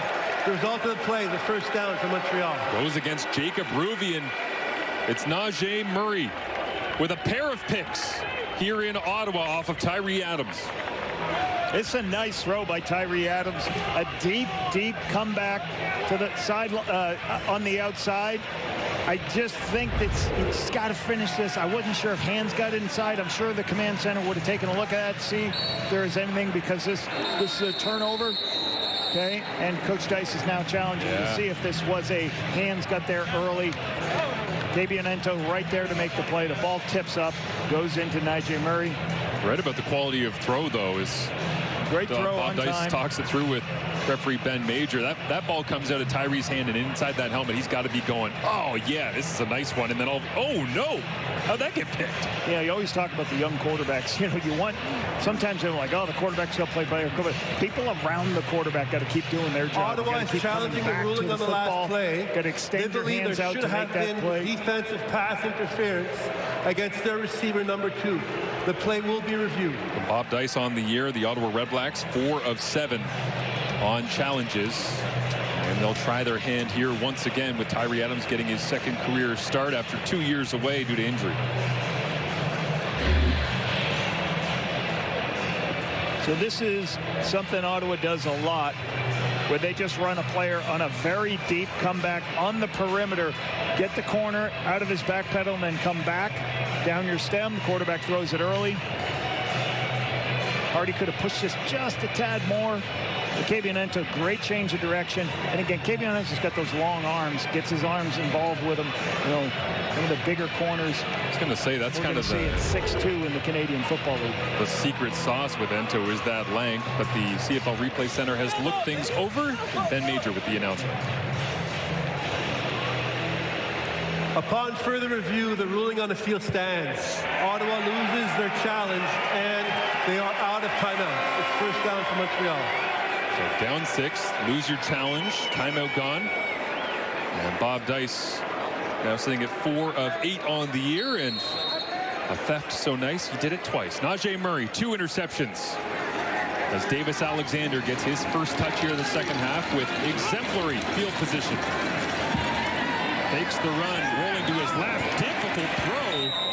Not going to be much yardage on that one, but Adrian Fry giving chase made that super difficult on Alexander. You have to have contain. Adrian Fry's here because there's a tight end here, and then he goes up as Davis pulls the ball outside. He's trying to recover. Now Davis doesn't have anybody to throw because both routes went inside. Great, as you said, Marshall, turning his hips to be able to make a throw with Fry in front of him. Everybody watching at home, when you're in the backyard playing with your kids, next time try that throw. See how hard it is? It's impossible. I don't know how he got any pace on it as Stevie Scott gets his first grab of this second half. Was trying to run through 2 Red Blacks defenders, but they haul him down short. And quickly onto the field comes Jose Maltos Diaz. As we see Stevie Scott in the first half of action, the power he was running with, the physicality, kind of setting the tone for whether it's the East Semi or the East Final. A couple of throws on the perimeter get him involved in space. You can see him with a Watford right there. Uses his ability get lower than the defender. He's got 9 carries, 57 yards, long of 19, 1 touchdown run early in the first quarter. How about this guy? Jose's had a tremendous year. Big booming leg. Nuevo Leon, 6th year in and around the CFL, and he says, yeah, add another one. 19-10. This is now a 2-score ball game here. Early 3rd in Ottawa. Week 7 in the National Football League features the Falcons and the Niners on Sunday Night Football. Kickoff tomorrow, 8:20 Eastern, 5:20 Pacific on TSN and CTV. The Falcons who ruined my Thanksgiving Monday night with a 24-14 victory over my Buffalo Bills. And now the Bills are on a bye, and you just got to eat that for a full week. Am I allowed to be nervous yet about my Bills, Lapo? Yep. Tyree Adams hands it off inside. William Stanback plunging forward for a gain of 4, maybe 5 on the play. And sets up 2nd and medium. Playbook open here for Tyree Adams, trying to come off that interception that really shouldn't have been with the quality throw to Justin Hardy. Yeah, and let's talk about Montreal's defense. I mean, this year, obviously, they're still doing a lot of good things of keeping rushing yards down, not allowing people to score points, but they haven't gotten the takeaways. They're 5th or 6th in the Canadian Football League in takeaways, so this game's very good. Get 2 takeaways, taking points off the board, too. Emptied out, quick slant, incomplete. Flag comes in from the defensive backfield. Hardy was looking for it and got the call. As Lorenzo Burns chasing. Defensive pass interference. Montreal, number 20. It's going to be first down for Ottawa. Press man into the boundary. Okay, what does press mean? He's pressed up within a yard of the line of scrimmage. Okay, and they're doing a deep throw and an underneath throw. Tyree takes the underneath throw. We'll see a little bit of a rub play, and you can see Lorenzo Burns just tugs a little bit with his his left hand earlier. Everything else is clean, but there's a tug a little bit before that impedes the receiver. Good location from Adams as well. It's 1st and 10. Fake the run to Stanback. Boots out. Some protection given from Hardy as Adams taking for the home run shot. Hop in the air and incomplete. As Pimpleton, not typically the deep ball go-to for this Red Blacks offense on the season, but Burns immediately trying to make good on his defensive pass interference call there in coverage. So a heavy play action deep downfield. You're going to see action like this to get everybody going this way. Then he's going to boot this way to push everybody there. And then there's a guy breaking back to the middle of the field. But unfortunately, you've got to see the backside halfback. The safety runs out of the way. But you've got to see on the backside, I think that's actually Lorenzo Burns from the lowest spot. Really good by Lorenzo Burns going across the field and getting depth when he's on the backside. Adams all day to throw now. Pressure coming and wrapped up, brought down. Mustafa Johnson should get credit for it once again as Jeffrey Canton-Arcou celebrates crashing the pocket once again. The Alouettes up front all over Adams.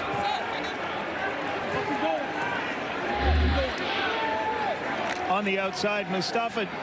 Okay, on the outside, Canton-Arcou. We have people coming here. We have Mustafa Johnson here. As they do their rush, one goes high. And as one goes high up top, what you're trying to do is turn everybody back to the inside. As this one blocked and rolling around, free on the turf. And who flew in to get the block that time? Looks like it was Bubba Bolden on the roster this week. There's the former ACC standout with the Miami Hurricanes. Gets some love from Byron Archambault, his special teams coordinator. Boys.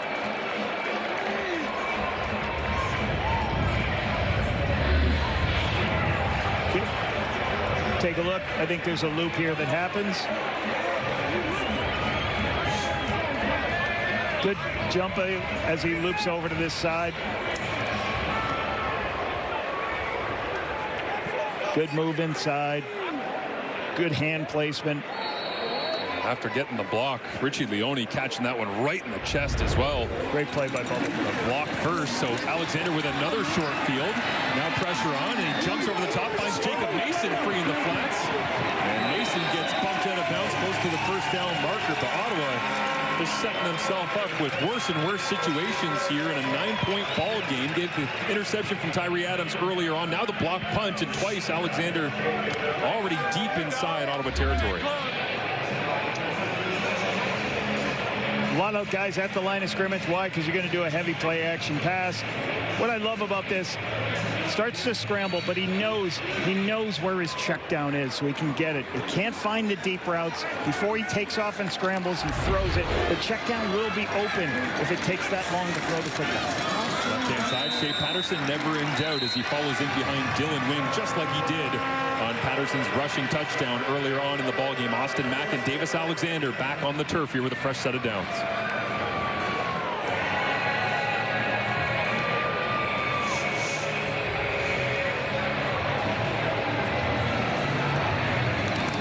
Extra offensive lineman reports for the Alouettes.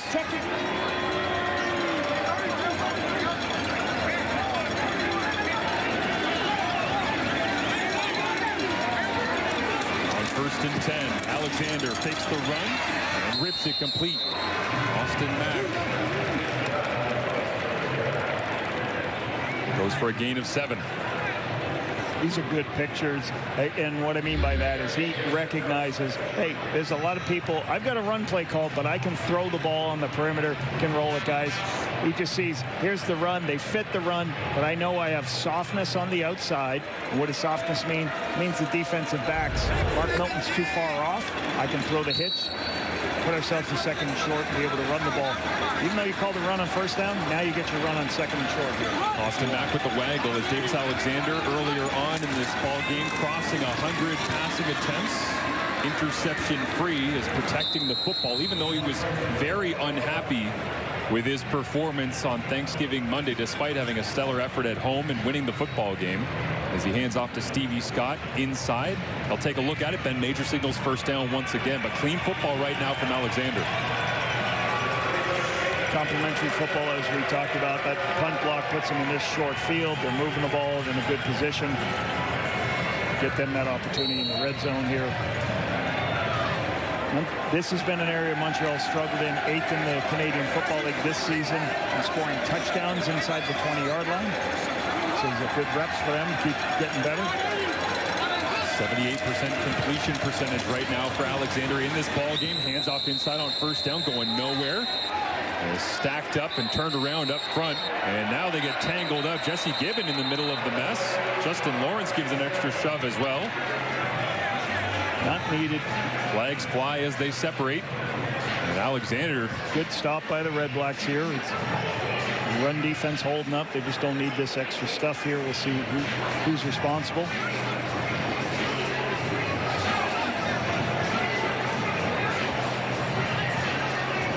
Davis Alexander trying to say who it was. I don't know if they're going to take his word for it. Huh? He handed it off and had the perfect vantage point. I saw everything. This is what happened.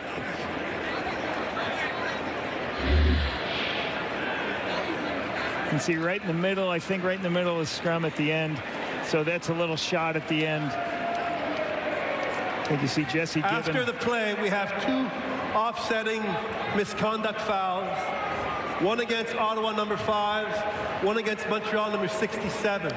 It's going to be second down for Montreal. Devon Santos Knox. And Jesse Gibbon. Yep. In the middle of the mess there. Juice is flowing here. Week 20, you might say, well, Ottawa's out of the playoffs and Montreal's still fighting for things, but this is a lot more about pride for the Ottawa REDBLACKS, trying to protect home field, but also they've lost 10 straight games here against the Montreal Alouettes at home. Montreal's beat them 10 games in a row. Jason Moss undefeated as Alouettes head coach against the Ottawa REDBLACKS as well, so tons of downhill momentum as Davis Alexander wants to keep his undefeated streak beginning his career going. And on 2nd and 9, Alexander throws a fade. Austin Mack, coverage is there, knocked away. Tremendous job recovering as Mark Milton makes the play for Ottawa. Good position. Alexander knew where to go with the football. Mark Milton is not in a great position, but he runs the ball down on that corner out to the wide side of the field. Montreal added in. This is a blitz. Milton's in a difficult spot. He's got to get on his horse, run down there, puts his hand in there. I don't know whether Mack caused the drop because of Mark Milton's hands, but good recovery by Milton getting underneath that when he had to play inside position. Put another 3 on the board here, 22-10. The lead, Davis Alexander telling us this week. Last week, he felt like he missed a couple of progressions. He just skipped them for the first time in his career, trying to be as dialed in as possible, fine-tuning heading towards the playoffs as Jason Moss calls for the field goal team in some frustration, wanting the major.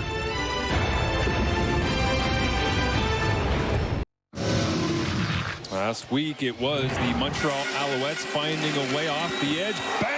Marc-Antoine Dequoy, get the block, find the football, score the major in a Thanksgiving Monday home TD triple. Well, here we are. History repeating itself, Lapo. Yeah, another block punt right up on the inside. Bubba Bolden gets the big play, create the short yardage, hands to 3 points. Byron Archambault's group is doing a spectacular job of helping out when the offense not moving the ball great. The defense holding up for the REDBLACKS. So how do you do? Complement your football. And in all honesty, it's the REDBLACKS defense with all of these short fields to begin the second half that have held the Montreal Alouettes to a couple of field goals. The Alouettes have had a chance to put this one to bed already midway through the third quarter. Ottawa's defense holding them in, but Ottawa's offense has got to be able to either move the football or just avoid the turnovers as well. Yeah, that's been the story this year, and I know you're playing young quarterbacks, and I know things happen. You got to establish a run if your quarterback is not going to be able to throw it 40 times, and you got to be able to flip the field and not turn the ball over yourself. Adams completes this one. Keelan White, the rookie, knifing, gets the first down, and complimentary words from his receiver coach. When we spoke to him earlier on this week, Nate Taylor thinks that he could be one of the very best receivers in the Canadian Football League long term. Not just Canadian receivers, receivers at large. Yeah, his ability, you see him just sit down in this zone right in the middle of the field. His understanding as he came in as a true rookie, obviously the system at Montana that he played probably had a lot of things that had adjustable routes, and it made it easier for him because they said he looked like a professional right through training camp. Adams with pressure on from Marc-Antoine Dequoy. That one falling incomplete, knocked away. But I love the story from Dave Taylor where I said, what was the moment you realized just how cerebral, how polished Keelan White was early on in his time with you in Ottawa? And he said, well, we track everyone's splits, aka where you're supposed to line up as a receiver throughout the entire season. And he said, halfway through training camp, I realized it was pointless with Keelan because he was either correcting us or correcting himself before we could even correct him. Almost got a little agitated. He's like, he's trying to do my job, man. I know what I'm doing. I'm good. Keelan splits out to the top now and looking that direction, finding Braylon Addison on 2nd and long. And short of the sticks, just on the Montreal side of the field. Punting unit comes out with Leone as they'll have to protect him and get the kick away. Nice stop on the outside. You zone blitz, you bring a bunch of guys, and you force Tyree to throw the ball quickly out the edge. Seante Evans is there, rallies up, and forces this to just a minimal gain, get him off the field. REDBLACKS on first down. They have to get some explosives. They have to get first downs on first down. Hugh Cardinal closed that time, but the punt away cleanly as Tyson Philpott back to return after the 41-yard punt. Tyree Adams now 12 of 22.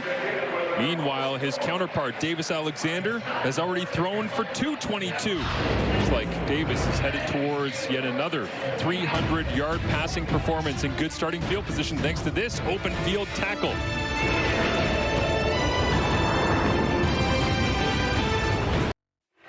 Jeff Garcia went 7-0 to begin his CFL career. Well, Danny Mack As 8-0, obviously Bo Levi Mitchell, we know his history when he got things going, got the ball rolling in Calgary. 10-0, Davis Alexander. What's it going to be like when he eventually loses? Is it here today? Is it down the road? Well, and it's not all managing the football game. This guy can put the ball downfield. This guy can throw for touchdowns. He can use his legs. They have a good defense, but he's been the catalyst for this football team. It's going to be a foreign feeling when it eventually ends, but right now trying to prevent that is number 10 sits at 10-0, and this time flips it up in the air and away from harm with two chasing Ottawa defensive backs in range. And you look at that, Danny McManus, Bo Levi Mitchell, Jeff Garcia, all Hall of Famers. So really good. Here's, speaking of Hall of Famers, Anthony Calvillo, offensive coordinator. You know, we had a good talk with Davis Alexander, and we're like, hey, tell us a story about Anthony Calvillo. And he's been with him for 4 years, so watching his preparation, and it's hard to get stories out of him. He said that we really try to get him to talk more to help let us learn about the game and everything he's done in his great career. Also said it cuts the meetings at about half. Yes. When Cody started, used to love that. As Alexander waits, then rips this one to Stevie Scott. Makes the first man miss, crosses the 30. And it's another first down for the Alouettes, thanks to yards after catch by that man, Stevie Scott III. So this is a good understanding of, like, part of the football game is get the ball out into the flats, even though there's nobody open, put the ball in space and let guys make plays on the outside, because it's very difficult with a 65-yard field to make plays on athletes in space. So Cam Lockridge can't make the tackle, and a 3-yard gain turns into a 9-yard gain, and there's your first down. 2 games ago against Calgary, Davis Alexander with a career-high 350 yards on 36 passing attempts. This one looks over the top for Tyler Snead and drops it down at the 25-yard line, incomplete, and just beyond the coverage of C.J. Colden. And this is a lot of the things that you see from this Montreal offense. I used to call it short shot. They're going to take short passes, underneath screen passes, and then eventually they're going to max protect like this. You see everybody in blocking, and you take that one-on-one throw on the outside, just a bit outside for Snead. Snead gets behind the defense, just misses that location on that one. Snead came in, already past 1,000 yards receiving on the season. As whistles Timeout. here. Yep. Montreal. And on 2nd and 10, Alexander heads to the sidelines to talk things over. He's 15 of 22 as it stands right now. And Tyler Snead, 4 catches on the afternoon, and putting 64 more yards on his outstanding 2025 campaign.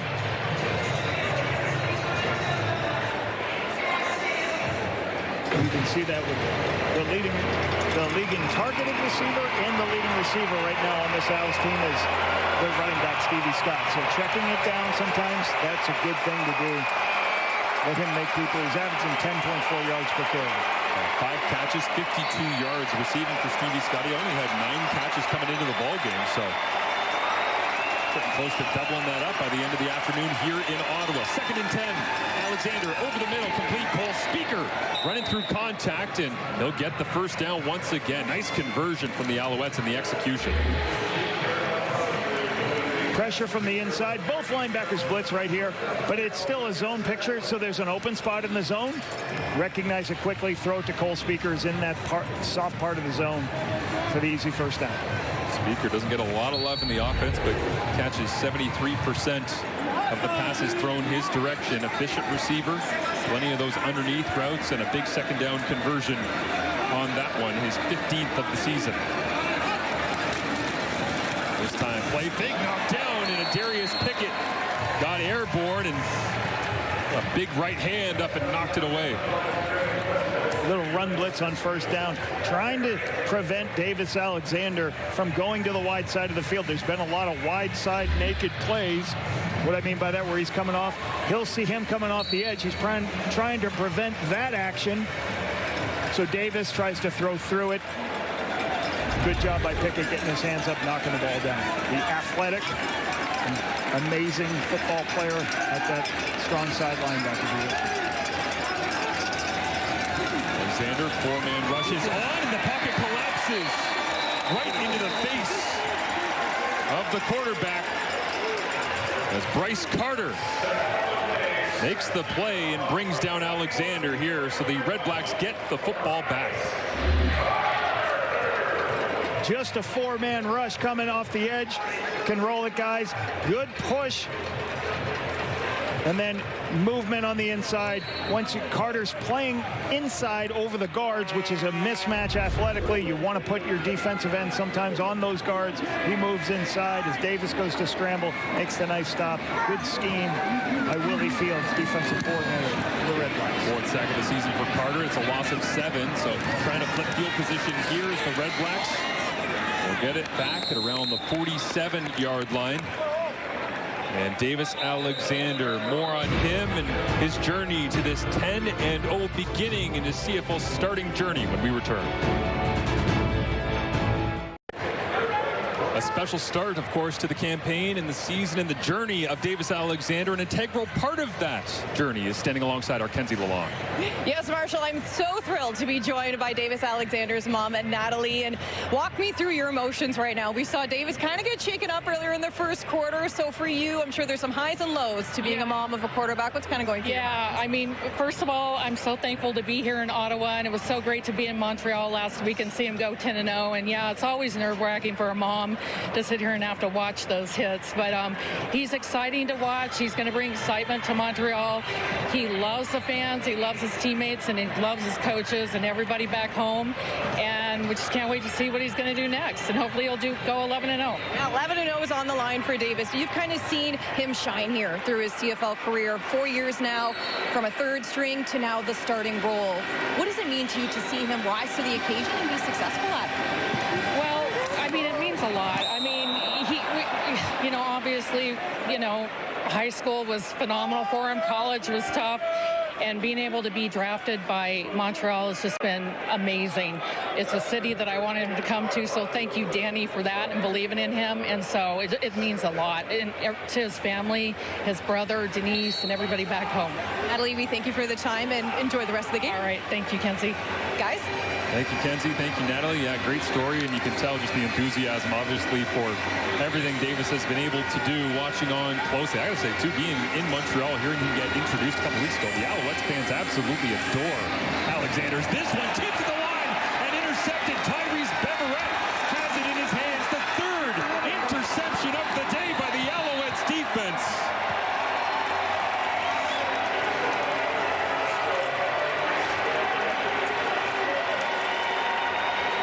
There's going to be pressure off the right side for Tyree Adams. I believe this is a tip coming from the outside, it looks like. Okay, I think somewhere on this side is going to come in, and we'll see pressure as Tyree's looking to his left, trying to throw from the outside. That's what it was. Wesley Sutton from the boundary halfback. He comes, gets a piece of it, creates a takeaway. And this is what we expected out of this Montreal defense. Takeaways, takeaways, takeaways, keep going. Noel Thorpe's in the end zone celebrating with his guys for getting his takeaway. Keep helping his offense get short fields. 38-yard return for Tyrese Beverett on his fourth pick of 2025. Well-rounded, one of the best defenders in the CFL. Major assist from Wesley Sutton that time. Now Alexander tries to go to work, pumps the little curl route, tries to throw a corner to Austin Mack, and it falls incomplete to the turf. This Red Blacks defense, Lapo, just living the whole second half with their backs right against their own goal line. Yeah, and you're just in a position. You go back to the offensive drive for the Red Blacks. The first down, they drop the football, and then they're in second and long. They got to throw the football, and then the tip ball that gets picked. So they just got to do more offensively to help this defense in some way, shape, or form. Davis Alexander saying this week, we have answers for everything in this offense as long as I correctly identify and process things. We'll see what answer he has here on 2nd and 10 from the Ottawa 22. Looking for a major, settling for field goals in this second half. A deep drop over the middle of the field, into the end zone, touchdown! Austin Mack makes the grab, and Davis Alexander with a dart.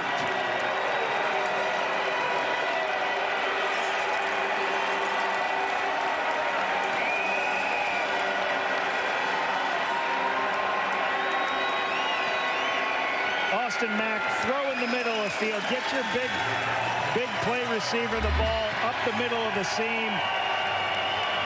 Austin Mack's going to show up in the middle of the scene. Davis is looking to see, is there anybody in the middle field? No, there's nobody in the middle of the field. Waits for Austin Mack to go under and then upfield. What we call a middle route. You end up starting low, then going up to the middle of the field as the safeties expand with the other routes. The wide open middle of the field is there for Austin Mack. Great recognition by Davis. Great catch by Austin. Just the second 100-plus yard receiving game of the season for Austin Mack. He had 87 yards and a touchdown last week. Right now he's at 108 and a touchdown on just 5 catches. And the big plays over the middle are back to 81 in this Montreal offense. All right, what's going to happen is he's going to go vertically up the field and cancel. And Austin's going to come underneath and then go up for the touchdown. And what happens is as Austin goes underneath, that buys time. As you see him going underneath, he thinks it's going to be, the halfback thinks it's going to be passed to the underneath. By that time, it's too much. Fry thinks, oh, it's an underneath route. I'm going to go take the corner route. But he is not in a good position once Austin turns up. That's what it's designed for. Make Fry go out to the corner route, and then you show up in the middle of the field. Great execution, great location and understanding. Nice touchdown by the Owls. And this week, Austin Mack mentioned to us the savvy little things that Davis Alexander does, manipulating defenses. And it's, you know, it's a small thing noticing on that one, but Tyler Snead's running up the right side, Lapo, and Alexander sets himself completely to that, right? Yeah. Like his hips, his shoulders, and his eyes, and then, oh, no, I'm coming back inside. And I think that's a big point for everyone to think about. Like, as you heard Davis Alexander's mother talk about it, he's been in the business, he's been in this building for a number of years. You cannot, and that's so valuable. Like our league at times have to put players in and they got to play quickly and they're playing too early as quarterbacks and the game's fast and it's hard to develop the quarterbacks. So, you know, he's been in a room listening to the starters for 3 years. Been with Cody Fajardo. He talked great so much how what he learned from Cody Fajardo. He's got Jason Moss with him. He's got Anthony Calvillo. So he's gotten mental reps. And when he makes his opportunity, when he had his opportunity last year, I think it was Saskatchewan game, I believe it was. He came in the second half and he made his plays. But it's the preparation that's gone in, and you can't rush it. The REDBLACKS trying to learn from that with Tyree Adams to give him an opportunity is this. Rushing attempt runs right into a massive wall of white uniforms. And Alexander continues to celebrate with everybody on the bench. As the end of the third quarter, it was a slow burn. And then all of a sudden, a forest fire broke out from the offense of the Montreal Alouettes, assisted by an interception, a block punt, and another interception. And cashed in with Austin Mack in the end zone from Davis Alexander as we head to the fourth and final quarter.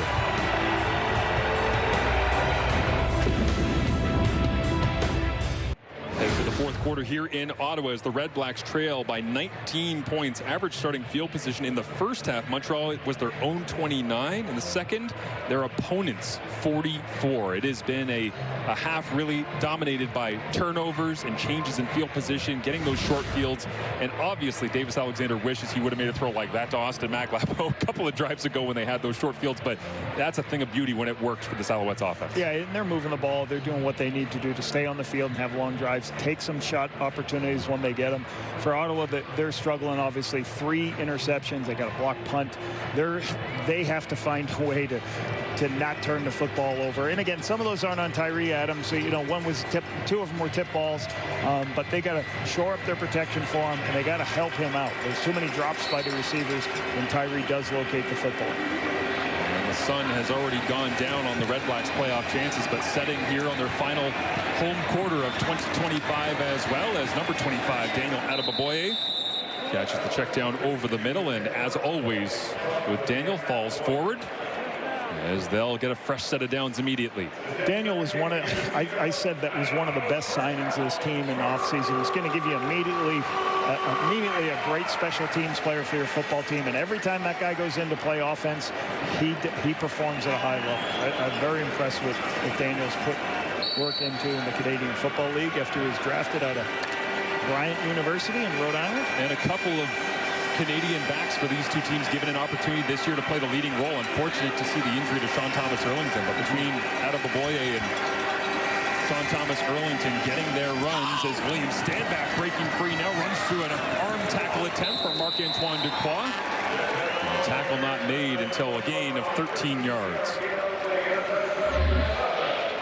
Nice bounce to the outside as the hole develops.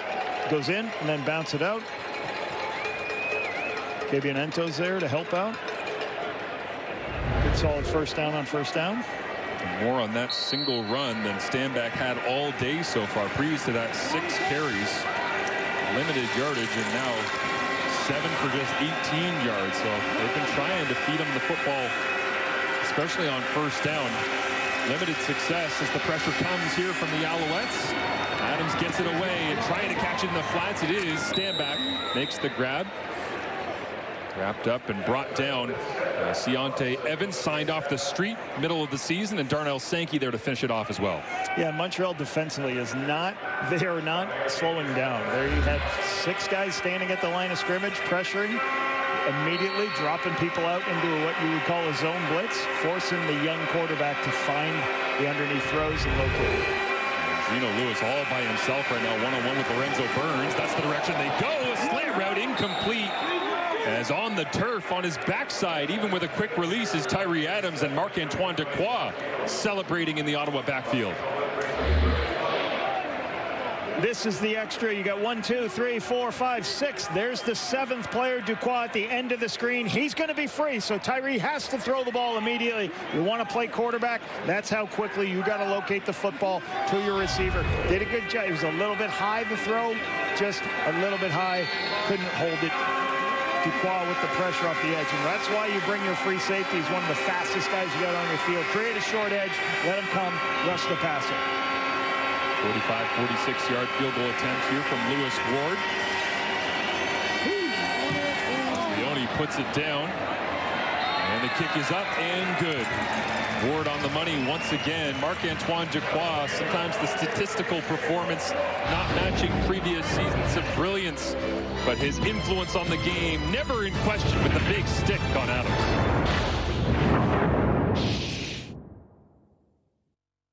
Sounds cliche, but tell me, would you wait for me?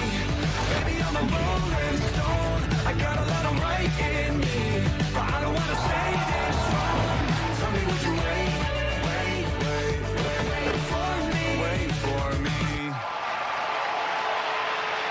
The Grey Cup halftime show MGK announced earlier on this week. Should be a party in the Peg coming up, and not too far away. I can't believe 2 weeks from today, the East semifinal, the West semifinal. It's almost playoff time already and headed towards that Grey Cup halftime show. Will the Alouettes be there? Well, throws like that from Davis Alexander, who says no. Tyler Sneed on the corner route, running free and making the big grab. Good picture for Davis to recognize nobody on the perimeter as they go out to the right. When the tailback releases, the defensive end goes and travels with him. Now I can work to width and go outside, see the corner route, and locate the corner route. So good understanding that there's no contain. I'm just going to run to the right and throw a corner route. The Owls' golden boy in that bronze sunset here in Ottawa makes the throw and goes over 300 yards on the day. Sits at 304 as he looks to throw again to the outside. Fade ball up for grabs and just beyond Tyson Philpott.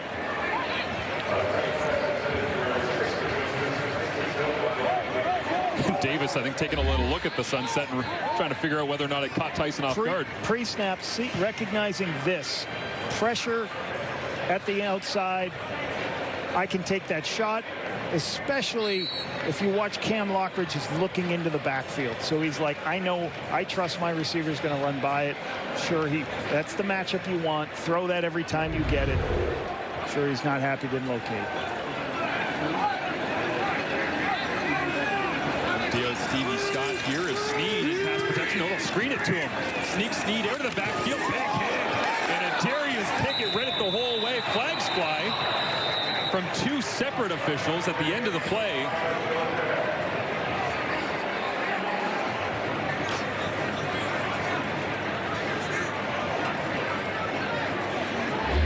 And did Pickett get his head involved in this one? Trying to blow up Sneed's screen.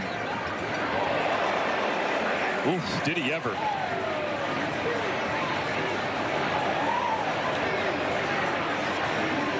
just can't lead with your head, so that'll definitely draw a penalty there. Okay, it'll be first down Montreal after this head shot by Pickett.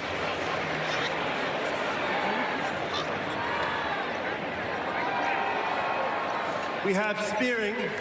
Ottawa number 6 will go up 15 yards from the end of the play. It's going to be first down for Montreal. Just got to try to get your head. You can't lead with the crown of your head. You've got to see what you're hitting. Try your best to not lead with the crown of your head. Huge shot by Pickett.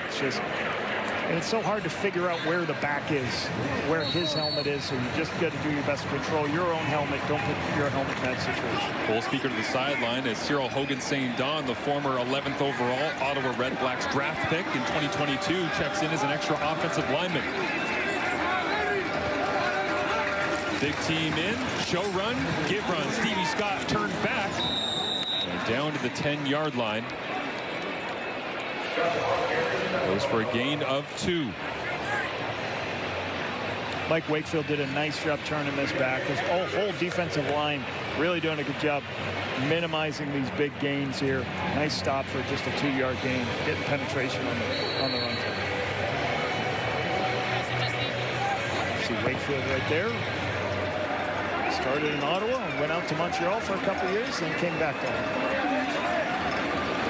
Alexander sets the receivers in motion.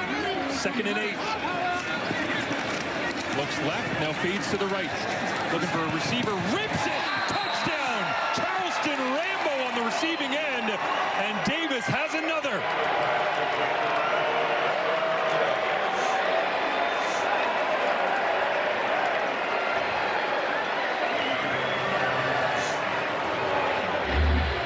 If you watch Bryce Carter, he inside releases. I'm not sure if they're trying to get somebody else, but nobody is there for contain. So as Bryce makes the inside move, I think the guy trying to get around can't get around the interior guy. That allows, once again, Davis to work for width, and then now it's hard for the coverage to hold up anymore. Coverage can't hold up. Rambo sits in a spot.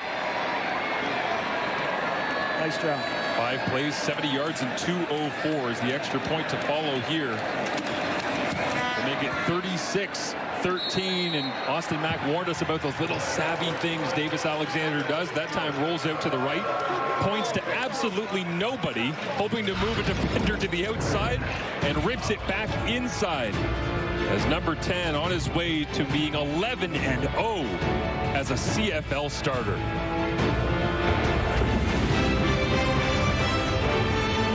Asked Davis Alexander this week about the music he enjoys pregame. He says, I got a little different modes, different moods. I listen to a little bit of everything. Well, it turns out he found some tricky playlists to try and mess around today with the REDBLACKS defense, as holds out to his right, points to nothing, and finds a way. You're always trying to find quarterbacks who can use their legs. And again, this is a guy who throws the football.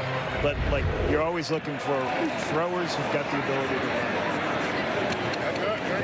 Rolls down to Devontae Dedman. Carries across the 40. Tyrell Richards adds on to his tally for the 2025 season, as the Alouettes trying to track down the Hamilton Tiger Cats, who remain on the bye here this week. And next week, it's these REDBLACKS up against Hamilton. Hamilton will be playing their starters, obviously, because they potentially, they have a bye this week.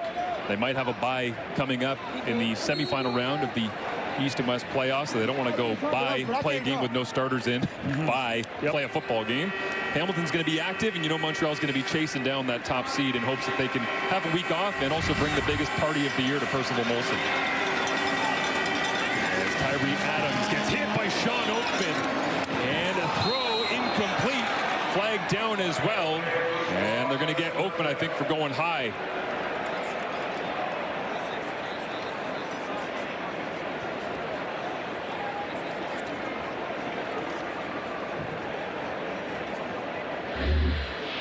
Sean Oakman makes a swim move inside, gets in there, but then he's just I think he's a little late, and he might be high on this. Nice swim move inside on Jacob Ruby, and then helmet to helmet shot.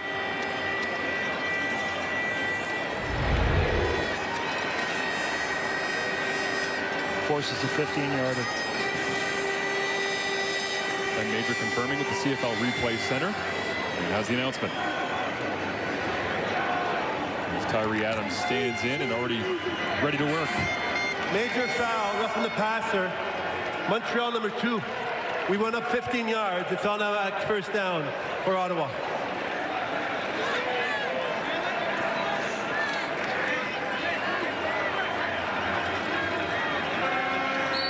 First and 10 from the 43.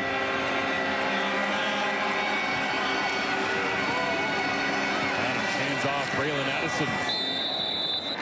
The flex weapon used in Tommy Condell's attack, whether it be Hamilton or here in Ottawa, can do so many different things.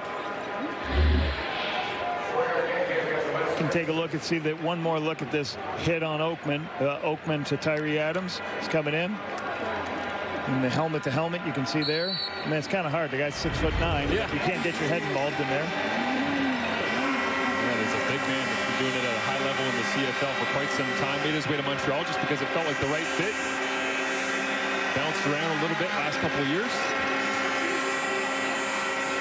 As Adams with pressure coming, throws it to the blitz, complete. And Justin Hardy collects another as Marc-Antoine Dequoy might have taken a little bit of friendly fire in that left arm, worse for wear, as he shakes it off.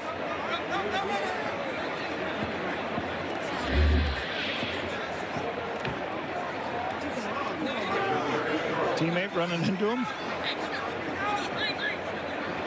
Darnell Sankey trying to strip the ball out. Good throw by Tyree. Get the ball out of his hand quickly, on time.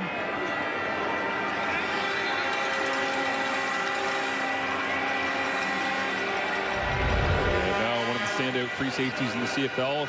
Marc-Antoine Dequoy takes a knee as this training staff talks things over with him. Nate Boschman likely to come in and play on the back end. Interesting, they list Boschman as that third string weak side linebacker. Arthur Hamlin is the listed backup free safety, but Boschman, the rookie in the Calgary Dinos, taken in the second round this year. Talking to Noel Thorpe earlier in the year, he just talked about Boschman. It's just a very special player, can do a lot of different things, and that it's secondary. Wasn't fair. Yeah. Noel got to work with him at the Combine, and I saw him falling in love in real time as he's on the field with them at the CFL's new Combine setup, where you get to take real reps and really work with the players. It just made too much sense as Tyree flips this one back on short yardage and stand back. The hands not his friend today, as Adams tried to get creative on third down. Flags are up. And did the Alouettes bail out Ottawa being offsides lining up? Offside, Montreal defensive line. It's a 5-yard penalty. Makes it a first down for Ottawa. Montreal 96 is offside. First down Ottawa. Paul Ugwak. Just about there, I guess. That Ugwak right there. Okay, Boschman trying to get in there to make the tackle. You can see, the dire straight 3rd and 1, trying to take a shot to create an explosive play and a touchdown here. Montreal, 86 yards in penalties, is now out the back door. They try to slip Will Templeton. Good to see him back on the field after being dinged earlier on in this ball game. Little misdirection here. Try to get everybody flowing in one spot and then get the ball back on the other side. So start running one direction, flip it the other way. Get flow going in one direction, crack on the linebacker. Wait for Ciante Evans to come. Nice game. Nice misdirection play. Getting the ball in space to Templeton. Swiss Army knife, Braylon Addison checks back into the ball game. As Adams sees a blitz look. They'll come after him one-on-one to the outside. He gets rid of it for Gino. Threw it to the sky. Incomplete. As Lorenzo Burns supplying the coverage, and Marc-Antoine Dequoy back on the field now for Nate Boschman. Shot play on the outside. Smart by the REDBLACKS. They brought everybody in to protect so Tyree could get the ball up and outside, and this is what's got to happen. For some of the younger quarterbacks here, they got to make these throws when you have a good pocket and you're protected. 3rd and short. Adams stays in, rolls his way forward, refuses to go down. Great battle from the young quarterback, who's finally taken down. And some disapproving Red Blacks teammates trying to protect their young quarterback.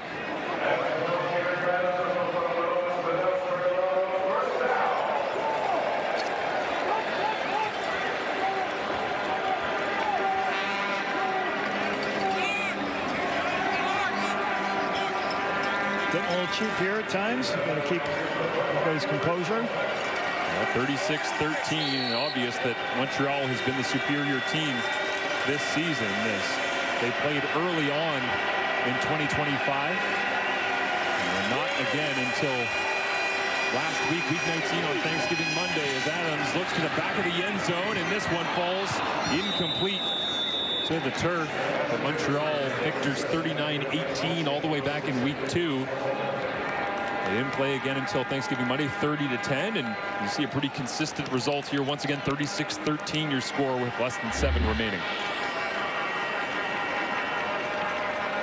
Now Jay Murray underneath that at that middle, playing in the middle of the field again. Could have been a third pick of the night for him.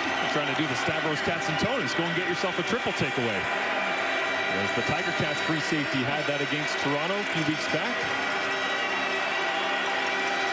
Tyree Adams with Marc-Antoine Dequoy blitzing, throws it complete. Gino Lewis tries to make a man miss. Brought down inside the 10, needed to get to the 5 for a first down. Good recognition, a little bit of zone blitz by the Montreal, dropping people out. Big hole for Gino Lewis underneath. Tyree sees it. You're in a 3rd and 5 situation. Just get a completion, so you're in 3-down territory. Third down and 4. Offense stays on. No field goal needed here. As Adams gets some real-time reps. Looks left, comes back right, throws a strike. Touchdown Red Blacks. And the rookie, Keelan White, lights the fireworks at TD Place.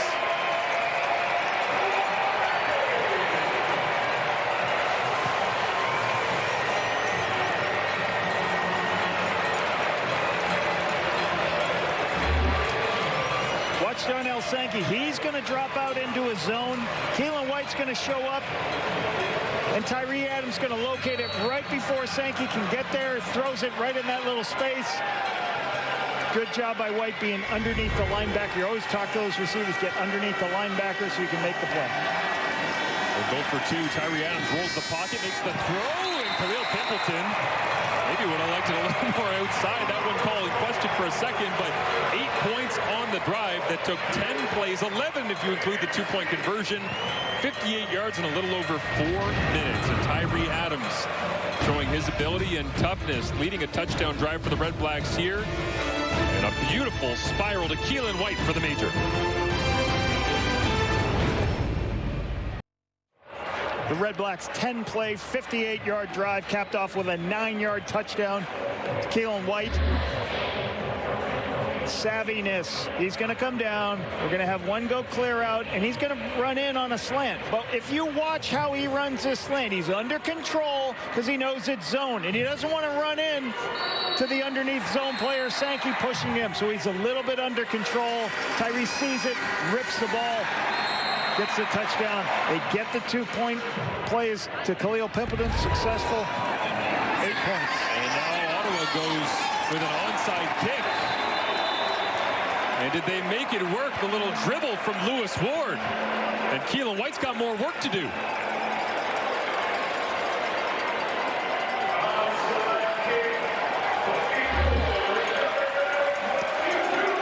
Lewis Ward, as he's setting up to kick it deep, you'll see him just kind of dribble it 10 yards across. A little short. Caught in the air. Perfect timing. Look at the skill. This is clinic onside. Watch the bounce right into your hands at 11 to 12 yards.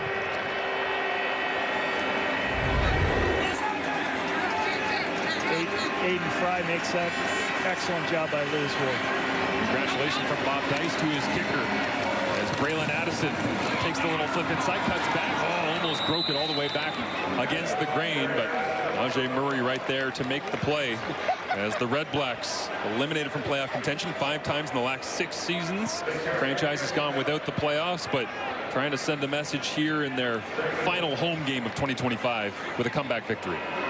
Plus trying to evaluate players. You've got some new players in the roster in the last couple weeks. Great to get some extra snaps for Tyree Adams, even stealing a possession here if he can stay on the field. Is this one on second and medium? Down low. And they'll say it's held on Khalil Pimpleton. Well, he didn't have very far to go. One of the smallest receivers in the Red Blacks receiving room. Little tempo on hitches to the wide side of the field. Just everybody's going to run hitches. Quarterback sees the softest picture. Gets the ball, throws it to the dead spot of the defense. First down. Leading rusher right now for the Red Blacks is William Standback with 18 yards. As this one caught by Chino Lewis as Tyree Adams gets hit. And Chino making people miss in open space. Picks up a first down as Adams back onto his feet, smacked by Mustafa Johnson, who asked for a quick substitution and heads to the bench.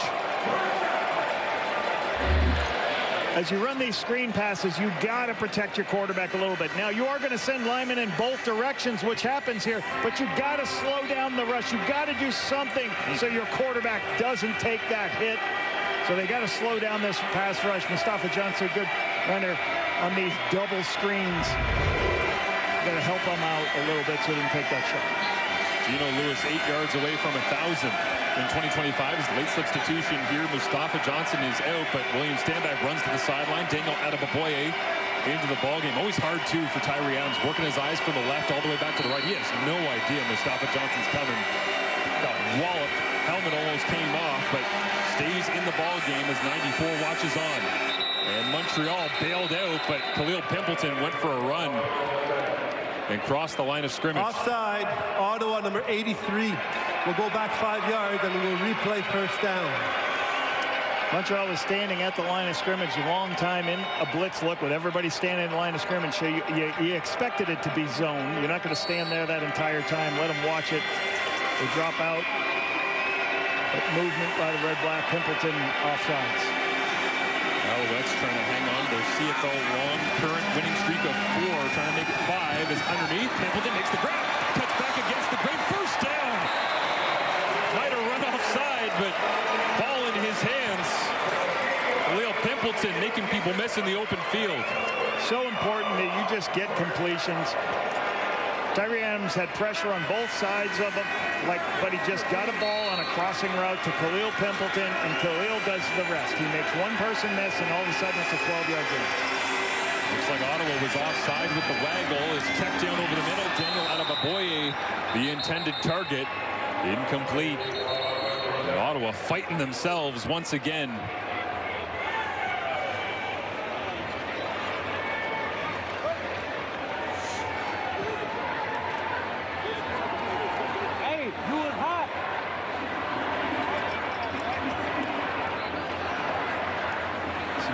Here. Sometimes these quarterbacks throwing these checkdowns, sometimes they're too offside, fast. Ottawa number 0. Montreal will decline the penalty. It's going to be second down, and we're at the 3-minute timeout.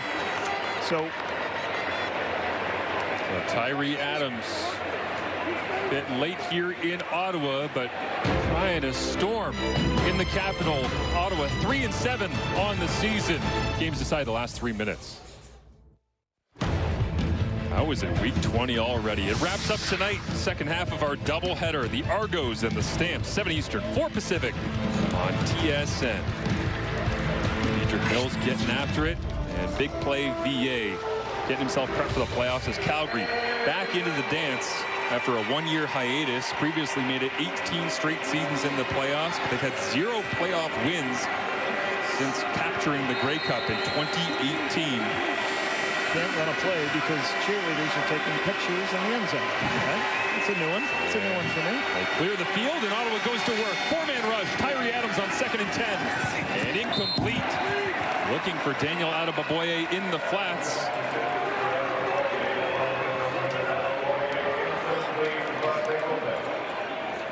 These are the pictures you got to complete. He's in a good position. He doesn't like the deep throws. You see both guys carry the underneath, and Adebayoye's out in the flat. He is your check down throw if you don't like it. Sets his feet. Got to be able to locate. He can't skip that out to the quarterback. quarterback. That's where they're struggling right now offensively. Pressure on from Isaac Berglund with his 11 quarterback takedowns on the season. As Adams steps forward, pressure on, makes a man miss. And now pumping, looking for the first down on 3rd and 10. He spins and rolls his way down for the first down. Adams uses the legs when he absolutely had to have it. This is a different type of quarterback than Dustin Crum. In fact, Dustin Crum's big and physical. He's only 180 pounds, probably soaking wet. But he is quick, he's elusive, and he will run when things break down. He can create with his legs. Spins back against Darnell Sankey, against the grain, into traffic, takes the hit. And it pays off with the first down. Now what can he do? Completes to Adebaboye at the 10.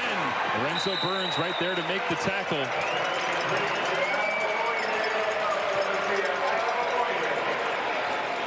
Montreal keeps sending pressure from all different ways, trying to play zone behind it to confuse the quarterback. Sees the throw in the flat, locates it, creates the 1st and goal situation at the 4. 10th play of the drive right here.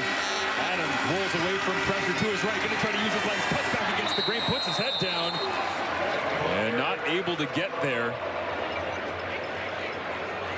As the multi-layered challenge of this Alouettes defense stands tall on that snap. Best thing you can do for quarterbacks at the goal line, let them use their legs. So they got a run-pass option. Put the ball at the 1-yard line. And they go short yardage. And the diminutive Adams pushing his way forward towards the goal line. And the officials talk it over, and they'll spot it. No touchdown.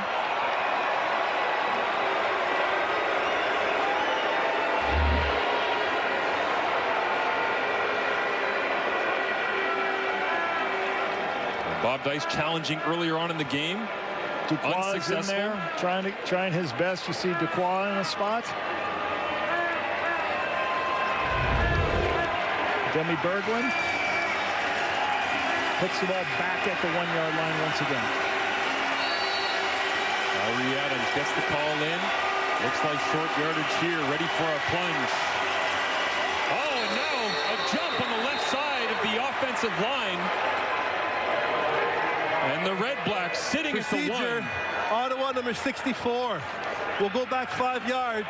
Will still be 3rd down. Dino Boyd. Left tackle Dino Boyd moved here, which you're almost, it's a 90% chance you're going to score a touchdown, if not 95 from the 1-yard line. Dino Boyd jumps. That's why it's real important down here, your cadence. What you do from a cadence standpoint has got to be consistent, because you've got everything to lose as an offensive player. Difficult penalty for the REDBLACKS. Offensive line coach Mike Gibson in pain on that one, as now they back it up. So from the 6-yard line, 3rd down, Daniel Adebaboye makes the grab, puts his head down, touchdown REDBLACKS.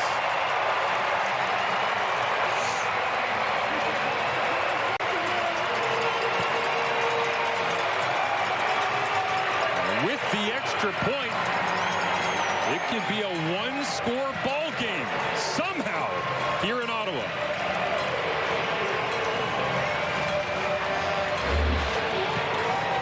Little sprint out, but get Adebaboye into the flat. This is just a screen pass. The receivers block downfield.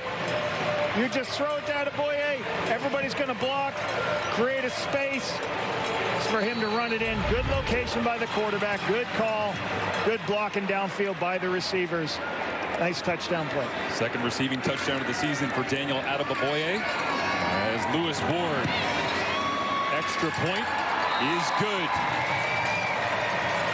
36-28 after a 13-play, 65-yard drive in a little under 4 minutes. Get the ball out on the perimeter. A little bit of a run play inside to hold everybody. There's been so much pressure from the inside from this Montreal defense all game. Get the ball out the perimeter. Let the guys block. Nice touchdown. Adams doesn't have to read a lot and just gets the ball in a playmaker's hands. Credit where credit is due. It seems like every time that we're talking about Tyree Adams, well, he's skinny, he's diminutive, he doesn't have the biggest arm, he's this, he's a gamer. He fights. It seems like every time he gets an opportunity, he fights. And I know this is only his second career start, but a couple of substitution performances and filling in late in games, and he always seems to find a way to keep things relevant for the Red Blacks offense, even when it doesn't feel like they've had a ton of momentum. He's a very competitive kid, and I remember in my time with him, I thought he did an excellent job with his teammates. I think he's just got to learn the game about being a professional. Let's get a net. We already got one onside. Let's see if they can get a second one. This one hops up in the air and cleanly recovered, dancing on the sideline, and Austin Mack stepped out. Otherwise, he'd have a return touchdown. That rolled along the ground forever, and unfortunately for Lewis Ward, it just never got that spike and hop up in the air to give Ottawa a chance to recover. Well, I got to give some hats off to the Montreal Alouettes organization, because when this was recovered by Montreal, like, this crowd went crazy. There is a lot of Montreal fans here, Marcia. You can see they recovered it there. Okay, you put your athlete back, make sure he can catch it. You're going to block for everybody else. There you can see the touch. He stepped out of bounds. Oh, the quicks on Ben Major to get out of the way as well. Coming right at you. He's just a yard away from scoring a touchdown. Davis Alexander, feels like forever since he's had the football because of the successful onside recovery, and Tyler Snead sliding his way down. Gino Lewis just overran Austin Mack on that onside recovery attempt. So if you're asking why, when Davis Alexander said we have an answer for everything in our system, why he likes the system. So this is a run play, and Ottawa's here to stop the run. But what they built what's called a kill. It's going to kill any run blitzes, get the ball in the perimeter, but the best thing, staying inbound so the clock kept running. So good awareness by Snead, understanding the situational football of going down.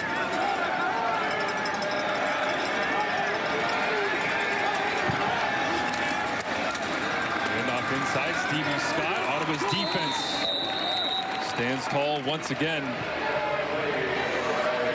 They need a little bit more magic here to give themselves an opportunity to come back in this football game. Is now 3rd and 2. And for now, the offense stays on.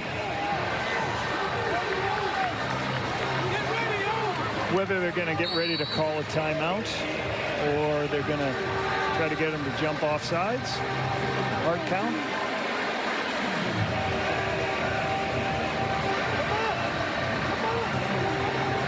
Nope, they're just going to wait. Let the clock run. Call a timeout.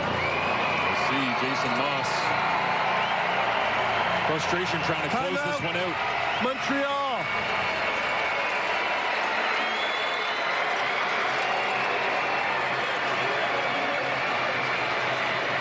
There you go. And here comes Jose Maltos. Well, Jason Moss calls time. And Jose Maltos Diaz attempts to call game.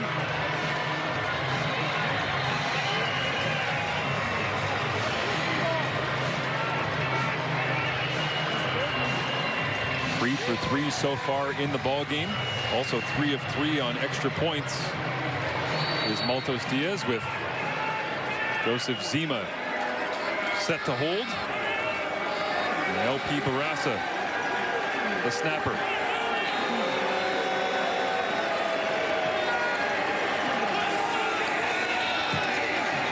Kick is up and through the uprights. 4 for 4 and a flex for Maltos Diaz, and a walk-off win for Winnipeg last night with the field goal unit. And this not exactly that, but another look at what feels like the clincher here in Ottawa. Jose creeps closer to being the all-time field goal in a season for Montreal Alouettes. He's one more, I believe. He tied it right today. now. Yeah, tied him on that Damon Duvall, 2009, as he came in 51 of 58, and the all-time club record for makes in the season 55. What year? 2009? 2009. Wish you missed one more. Sorry, Lava. We're to see yes way Jose making his way into the record books for the franchise in a special year as Byron Archambault I talked to Jose earlier in the game, and Jose was here in Ottawa as a global on the practice squad with me, and he said, Coach, I love it here. I'm having so much fun. He goes, so what are you doing for work? Is this your only thing? He's like, no, I'm a real estate. I do real estate in Mexico, and that's what I do for earn a living, and this is what I do for fun and my passion. It's a great year for me. Flying the Mexican flag on the back of that Alouettes blue helmet. As Khalil Pimpleton tries to get a block from Devontae Dedmon. Running free, now contained and brought down just shy of the 40-yard line with 43 seconds remaining in the ball game.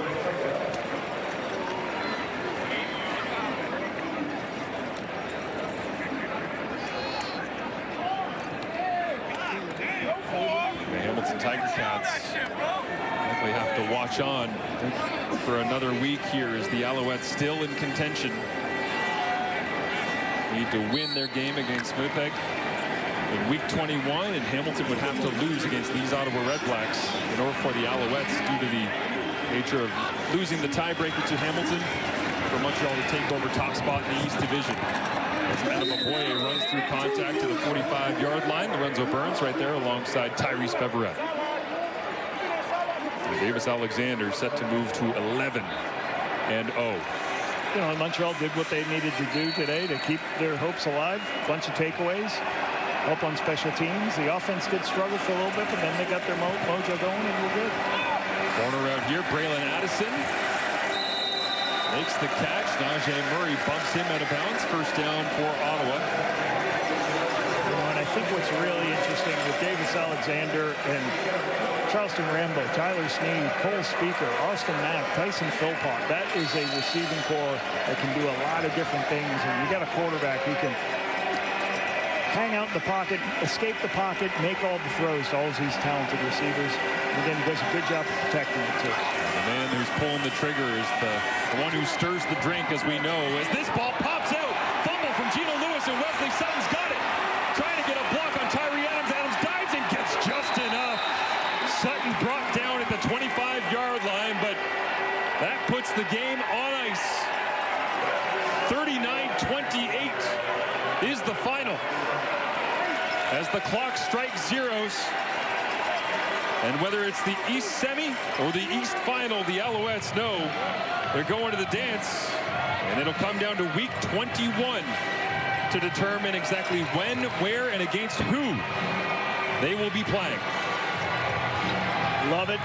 This win gives us a great game next week, Marshall. We get to go see that meaningful football played at the end of the season.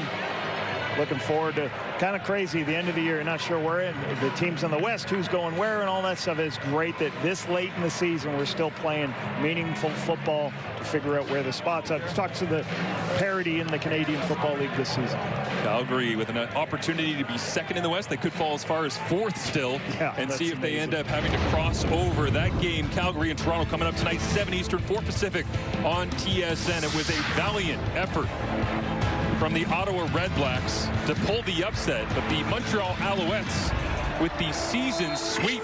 Back-to-back wins here on Thanksgiving week in Canada, and Davis Alexander remains perfect as the Alouettes come in with another victory in Ottawa. Now they're 11th straight as Geno Lewis over 1,000 yards, but the Alouettes dominate the day. Thanks for watching.